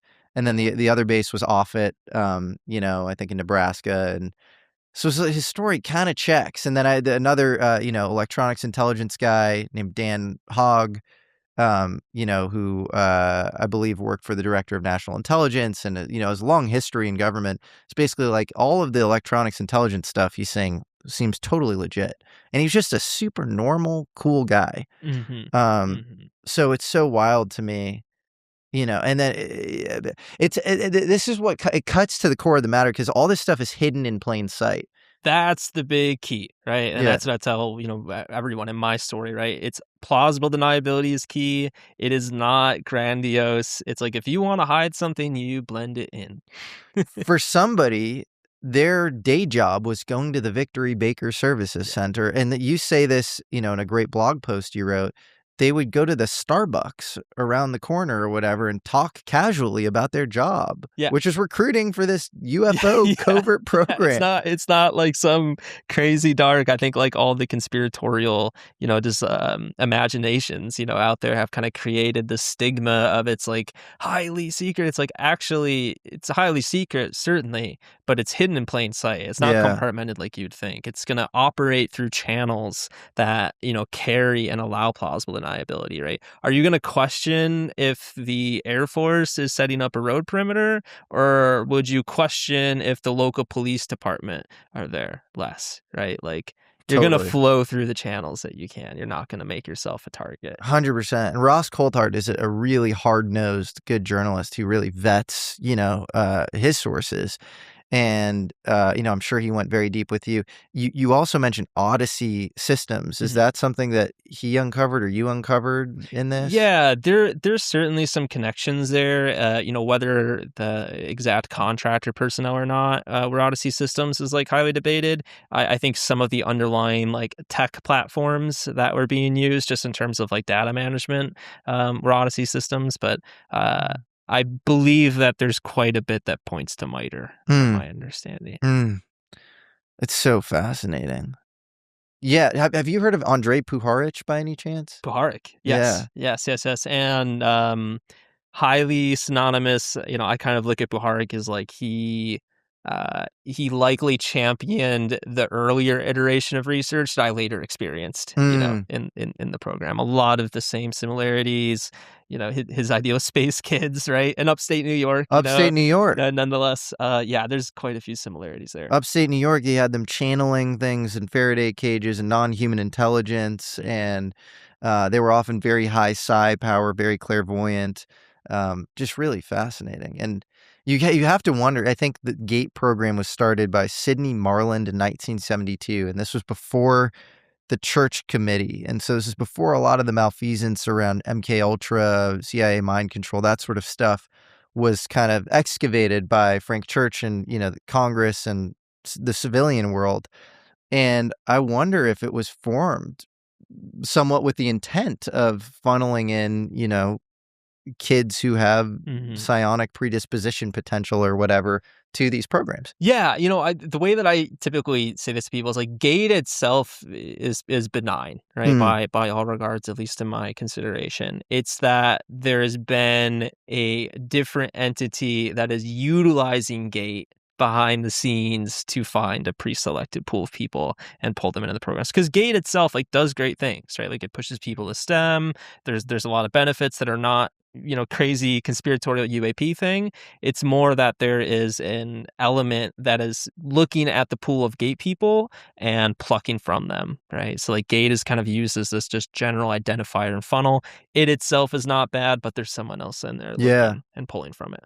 What's your theory on, do you have like a consciousness theory, which it's like the hardest thing to sort of make falsifiable, right? It's hard to understand the causal mechanism of the random event generators. What's causing wave function collapse, or even wave function collapse might be a poor way of putting it, but even a lot of the godfathers of quantum mechanics, or even the Copenhagen interpretation, it's like we observe the wave function and it collapses. What does that mean? And how do we know that it's just particles kind of independent of us, or waves rather, turning into discrete particles, independent of the observer? There's literally, it's unfalsifiable. There's no way to argue that the superposition doesn't exist in the quantum detector. and it's not the quantum detector, causing the collapse. Well, like get the into this observer game, could right? be and all these people. How far do you want to go back on like the observational metrics? Yeah, right? It's just like, how do you keep? Well, that's that's the ordeal with the awareness, right? Like you almost can't. Right, that's where you can kind of get back to the point of like you can't take out observation. You can't take out awareness. It's complete. You can't remove it, even in sort of the delayed choice experiment, or even in like just basic quantum mechanics. You choose to make the measurement, and then you're collapsing the wave function. So like, let's like totally back up for a moment. And I'll use a little bit of this example, like the story as we know it, right? Here we are as humans having this conversation. Most of us have been told something, along these lines that we live in a materialistic universe, right? That Earth is essentially a rock. It is orbiting the sun, right? We live in this material, rocky solar system. We live on it. We're humans. We're kind of this happy accident. Our brains just happen to be producing this thing of consciousness locally, and you live and die. It's pretty sad when you really think about that. My experience was being taught, trained, and having experiences that validate this, that we don't necessarily live in a materialistic world. We live in something a lot more akin to a field, right? That is taking on a materialistic form as we interact with it. But the underlying substrate is not fixed. It's not rock. It's actually something far more reflexive than that. And consciousness and awareness is the in-between that can see both worlds, that can interact with both worlds, and actually exert effects on both worlds. So you begin to see the world not necessarily some fixed, static, materialistic universe that we live in. You see it as something that's dynamic, reflexive, and the underlying substrate is not materialistic. It's how we perceive it at our current level of consciousness. How do synchronicities work? I don't know. It's gosh. Yeah, let's talk about time, huh? Yeah. Interestingly, I think, for people who aren't familiar, like synchronicities, right? Like number one, I think they're highly personal. Right? I think they're highly, highly, highly personal. And I think, if you subscribe to a version of the universe where, whether through dimensions or something else, like maybe there's a concept of your higher self, right? Like there's a consciousness, up and beyond this body that maybe is like steering you, right? Or like, hey, you have two options, right or left. But if we give you the synchronicity, a little sense of deja vu, like maybe you get highly reflective in that moment and almost change the outcome, right? So I think of like synchronicities almost as like this communication between a higher version of yourself or a version of yourself perhaps in a different timeline that's allowing you to critique your experience here. Yeah, it's a little wink or a nudge, in the right direction or something. It also feels like it's kind of exemplifying maybe a reduction in entropy. So if you think of time, it's hard to define time without, defining it with respect to oscillations of an electromagnetic wave or the movement of macroscopic bodies. And time really doesn't exist without separation. Like if you pre-Big Bang, you can think of like the world at rest is entirely timeless. And so time has to be between two objects, and or it has to involve movement. There's nothing fundamental about. And so because it's the most used noun and because it's undefinable without respect to those things, it feels like this soup that we're swimming in. That's like impossible to get outside of. Yeah. And so the synchronicity thing is like, I don't know. I don't know how you'd. I'm sort of going full schizo here. Yeah. No, I love it. This is the fun part. I'm with you. I think just to untangle the two, like synchronicities. The causal mechanism. I'm not sure how I look at them as my own life. As I look at them as like little beacons of like guiding. Maybe it's like either whoa, the clock's 3:33. Like, let me just think for a moment. What am I doing in this moment? What am I thinking? Should I think more critically here, right? Or, maybe they're encouragement that you're on the right path, right? It's kind of like what you make of them. But for me, it's like I look at it as like highly personal, right? Mm. More of like a guiding factor. But like getting back into like time, right? And like kind of like untangling the two is like, I think largely our current understanding of space time is going to change the more that we really look into awareness and consciousness.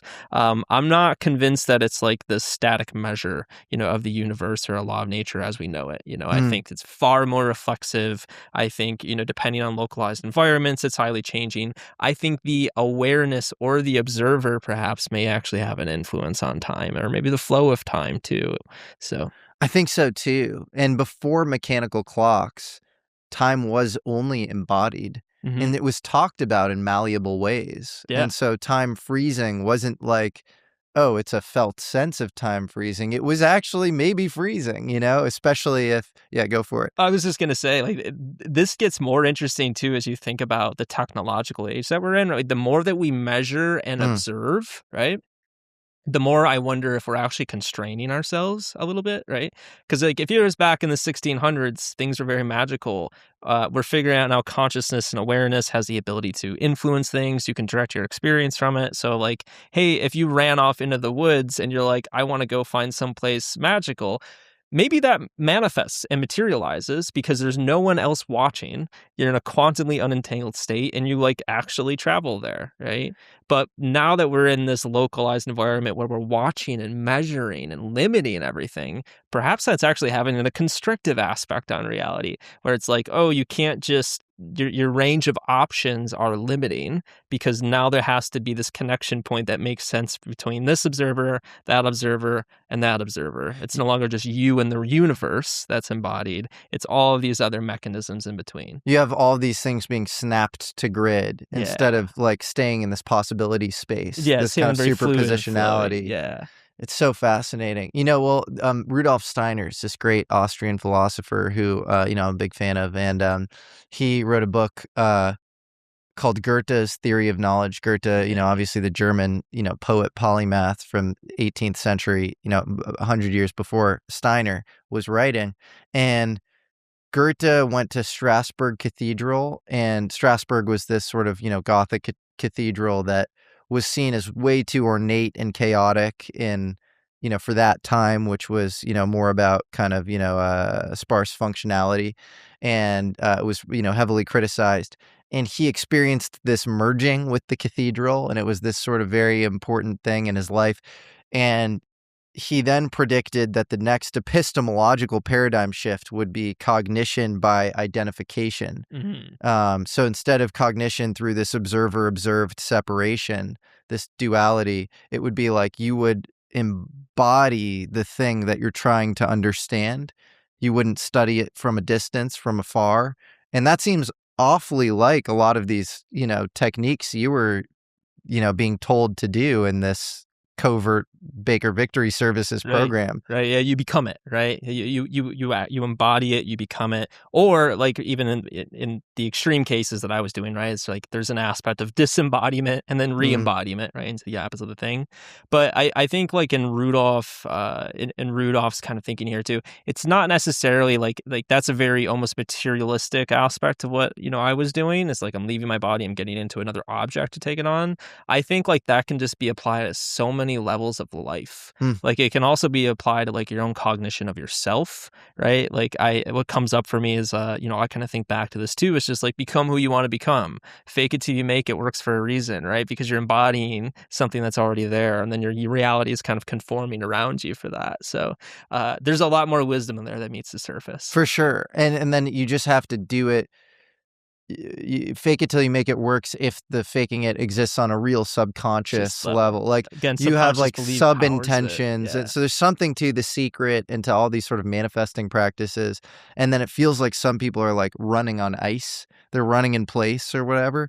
And they clearly have all sorts of sub intentions that are very self-sabotagey, and they don't quite actually translate and work. Yep. And so you have to get deeper into the substrate. And, that seems really hard. Maybe you can do it with some brain mapping, biofeedback techniques, but I don't know if we have a pure science of that. I think. Yeah. And I don't think that, like, even again with like next level consciousness, next level psi, like I personally, like, even on this journey, like I've gotten MRIs, and a few things stand out. I think, like, Gary Nolan's done some really great research. Like, I have a very unique caudate and putamen. There's a lot of white matter going on there. Yep. There's certainly a correlation, but but real quick, I wanted, because the audience. So Gary Nolan, Stanford professor, tenured microbiologist. He's doing all these studies that on the caudate nucleus and putamen, which is this part of the basal ganglia, and if that's very neuronally dense, the person seems to have high psi powers, high sort of mind over matter ability, and then also seems to encounter more sort of UAP, UFO stuff. And so you got an MRI and you have... I have a very high level striation, right? So essentially this on my MRI, like in the caudate and the putamen, there's a high level of these white matter stripes, right?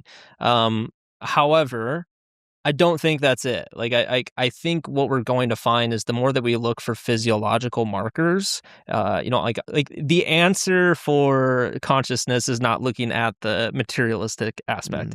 Don't look at the physiological symptoms. I don't think that's what we're going to find it. I think we're going to find a lot more about actually going in the intrinsic, whether that be the metaphysical, the woo-woo spiritual, the quantum observational, right? Like, whatever glasses you want to put in or put on to wear to better understand this, use them. They're all the same thing.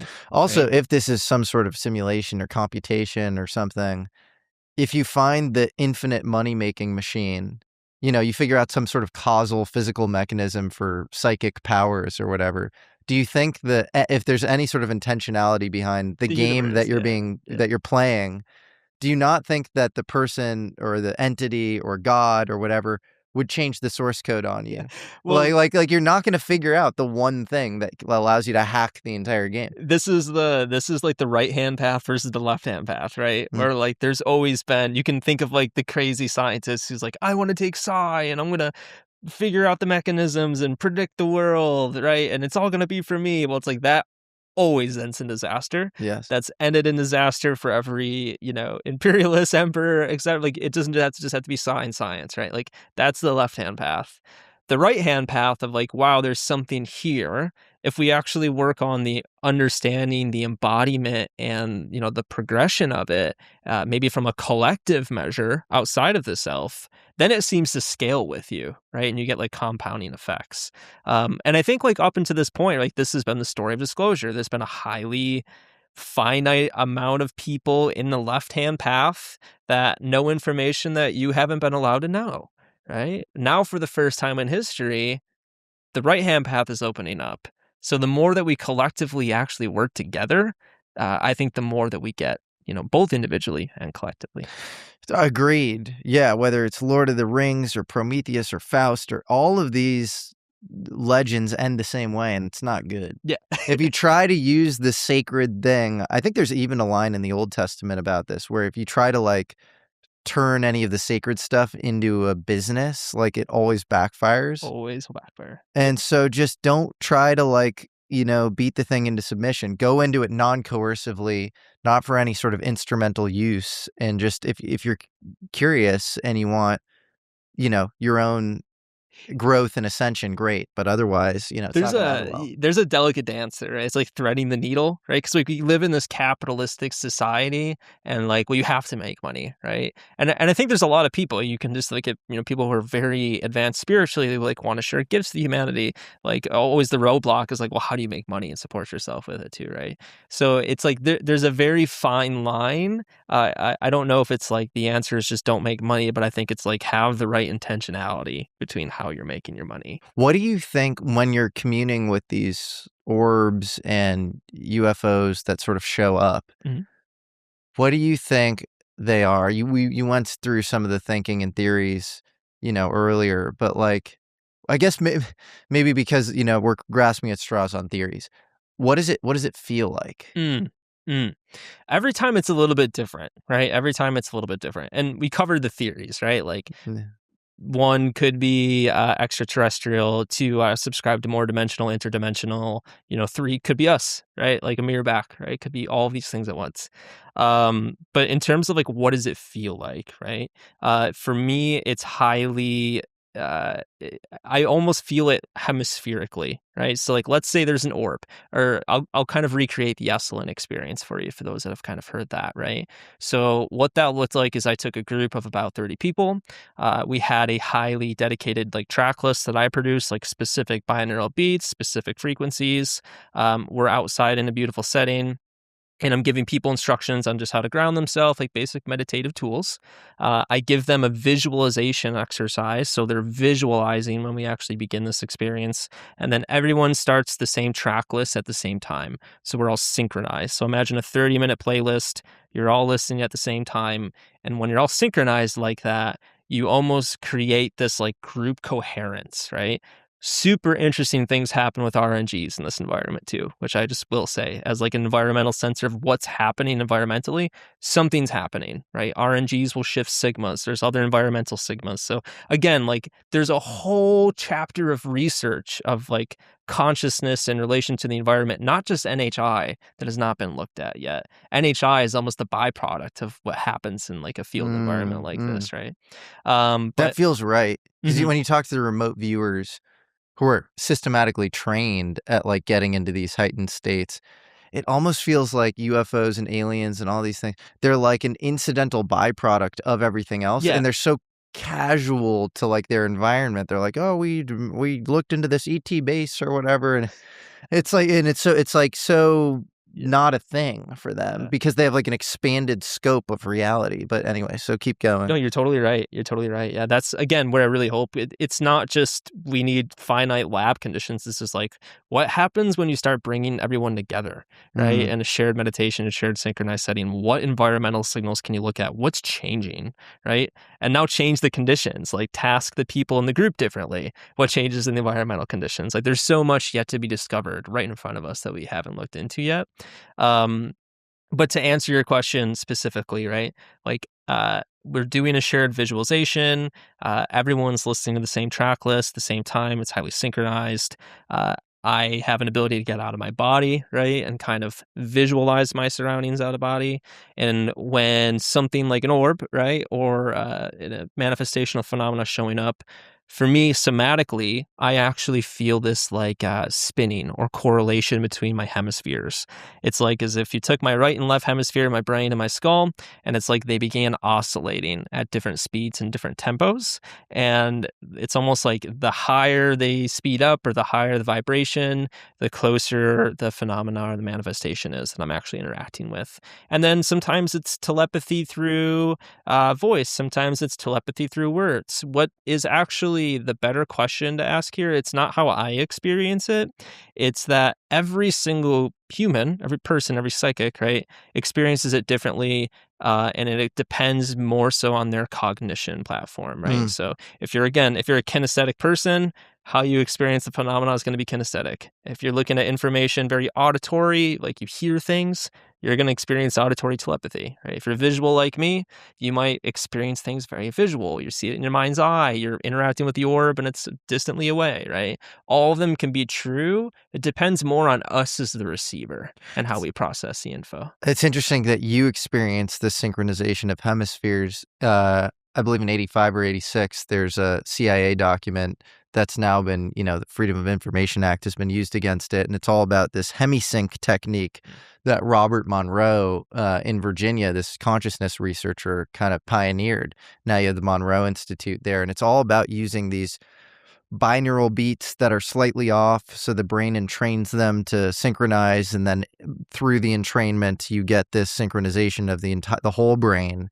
And then you experience all sorts of, amazing stuff in a kind of expanded reality.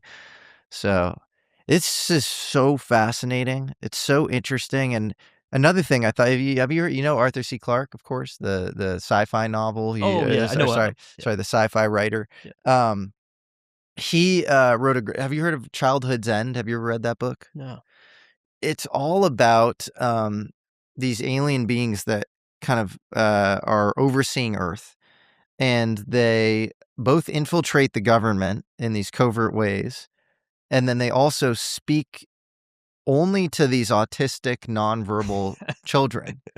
And that's how they communicate. And I think of, your experience in the center you were at, and think of the telepathy tapes, which, is now super in vogue and popular. It's an amazing podcast by Kai Dickens about all these nonverbal autistic children and the paradigms that they live in, which are really heart-centered and involve love and also a lot of these other beings and knowledge that seems like hermetic and like, through channels that you would never have been able to have, to get through inductive logic. Like they come out, like they know certain Egyptian hieroglyphics and stuff. Like it does feel like and then all this whole modern disclosure movement, which is sort of, a little ridiculous, but it's happening. It feels like that book is happening. Yeah, totally. I have two, oh gosh, there's so many ways I want to take this. Actually, I'll build on a little bit of this without saying too much, but this is a very personal experience for me. There was an individual, one of the guests on the telepathy tapes episode, I won't get into names, but I actually interacted with, right? I had a Zoom phone call with them really quick, right? Light years away, but had just a great call, got introduced. And then I went to sleep that evening. And then that evening, I had the most extreme astral experience being taken out of my body to a vibrational state that I've never experienced before, super, super high, felt it just in my entire being. And I was very clearly on what I would best describe as the hill. And when I was there, it felt like I was in an auditorium where there was all of these other people with me. And interestingly enough, I had this image kind of that came into my head, and it was from the person that I interacted with on the tapes. And they were showing me an image of a kid named Ken that was in the program that I was in at Baker Victory, who was a nonverbal autistic. And they were communicating to me that hey, because you know Ken and you interacted with Ken, we can find you through them, right? We're all connected in this certain way. And that completely changed. And since then, I've still had repeating experiences of being brought to this very high frequency spot. So there's a lot there, right? With the nonverbal side of, the autistic world. Yeah. That's fascinating. Mm-hmm. It's almost like you can link up with another node or something. And then you mentioned that at Baker Victory Services, a lot of their work was having you quantum unentangle with things that you were entangled with. Mm-hmm. So because you're so high empathy and you have kind of a porous outer shell at the time, you would just glom onto things, and then you'd have to sort of reel your full self back in, or it's almost as if so if we're thinking from a quantum perspective, if you're thinking about remote viewing, other viewers have talked about this, right? Your own bias, your own life experience, your own perception is actually going to create how you view things, right? So again, for people that are looking, we'll back up real quick because this is an important thing to say. So as we're here at the critical component of disclosure, right? There's something more than us. There's a different intelligence out there, all of this. I think if I was at other intelligence, I would probably be looking at humanity laughing, you guys need to get out of your own way.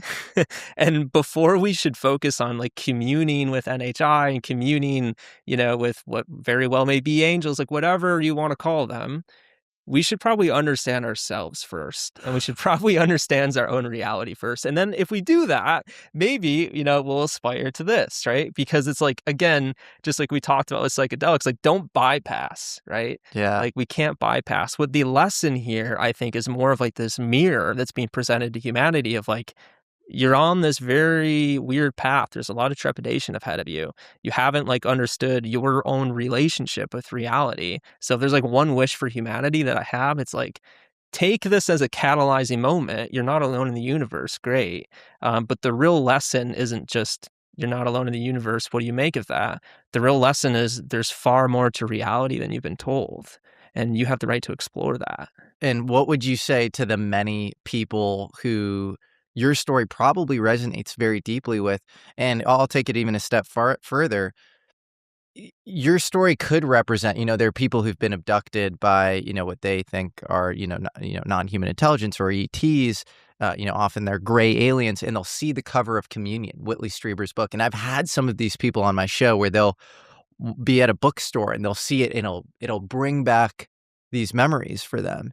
And for you, it was, the stress of a startup, a relationship going south that brought up your own memories. I'm sure this show might bring up some memories for people. How would you advise them? Yeah, well, like right now, the perfect container isn't built, right?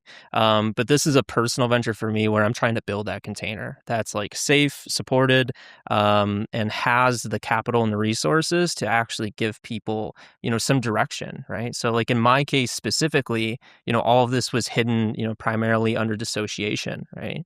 And if we look at psychology today, like dissociation is like the least studied of like trauma responses.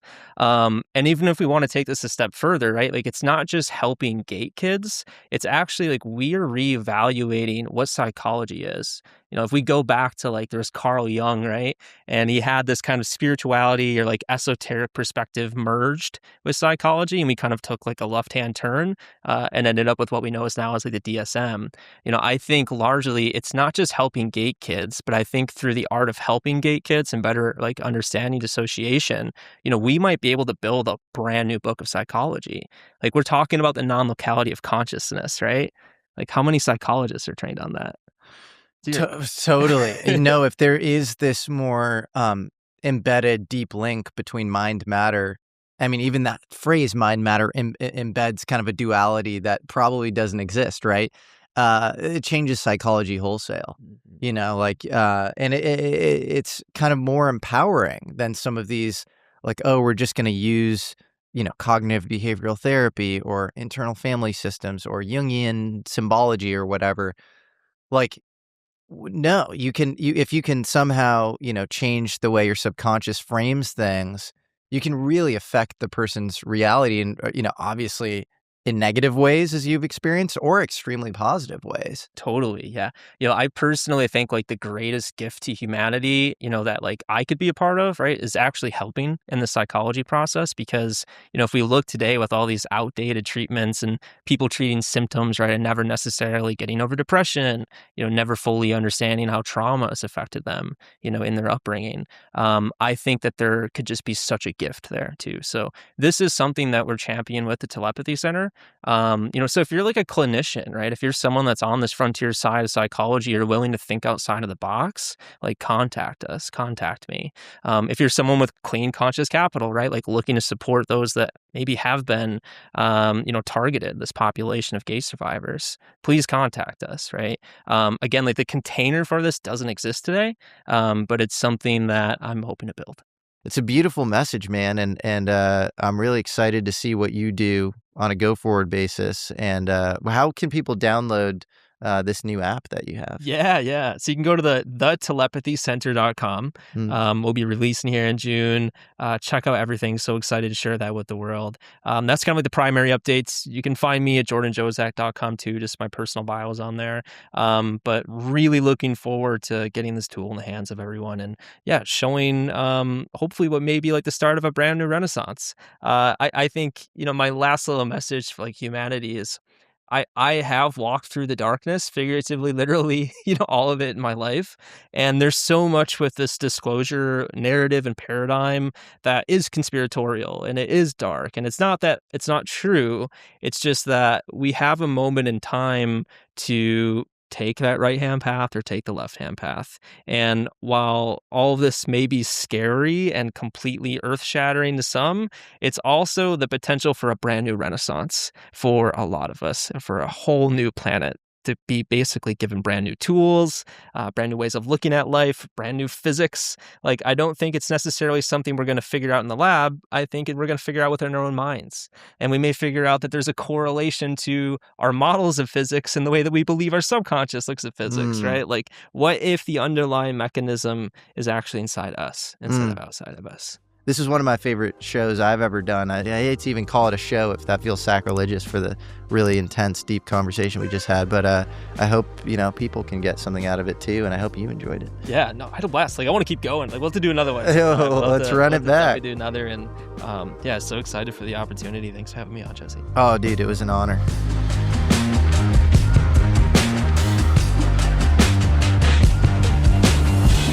If you've made it this far in the show, then I know you care enough to hear about this. Our show, American Alchemy, is growing super fast. It's bursting at the seams. We are looking for an amazing editor to join the team. If you're an experienced YouTube editor, podcast editor, trailer editor, or documentary-style editor, maybe you're even a traditional Hollywood editor and you're just really into our content, and you want to work on some of the most mind-bending stories in the world, we really want to hear from you. We're especially looking for people who are deep into the content and who have a real editorial eye. Someone who can dig through long and sometimes dense conversations, find the most powerful moments, build tension, create great hooks. Basically, people who can turn these raw conversations into very high quality, almost cinematic episodes. Strong technical skills are a prerequisite, but especially for the documentaries we make, we really need somebody with taste who has strong instincts around pacing, music, sound design, story structure, all the things. And big bonus points if you're genuinely into UFOs, consciousness, frontier science, and big questions about the nature of reality. So if you're a strong, experienced editor and you know how to keep audiences engaged, and you want to work with us on some of the coolest stories in the world, please email all your relevant work and your application to apply@jessemichelsmedia.com. And if you have a friend who would be great for this role, please let them know. Thank you so much, and we look forward to hearing from you and maybe working with you.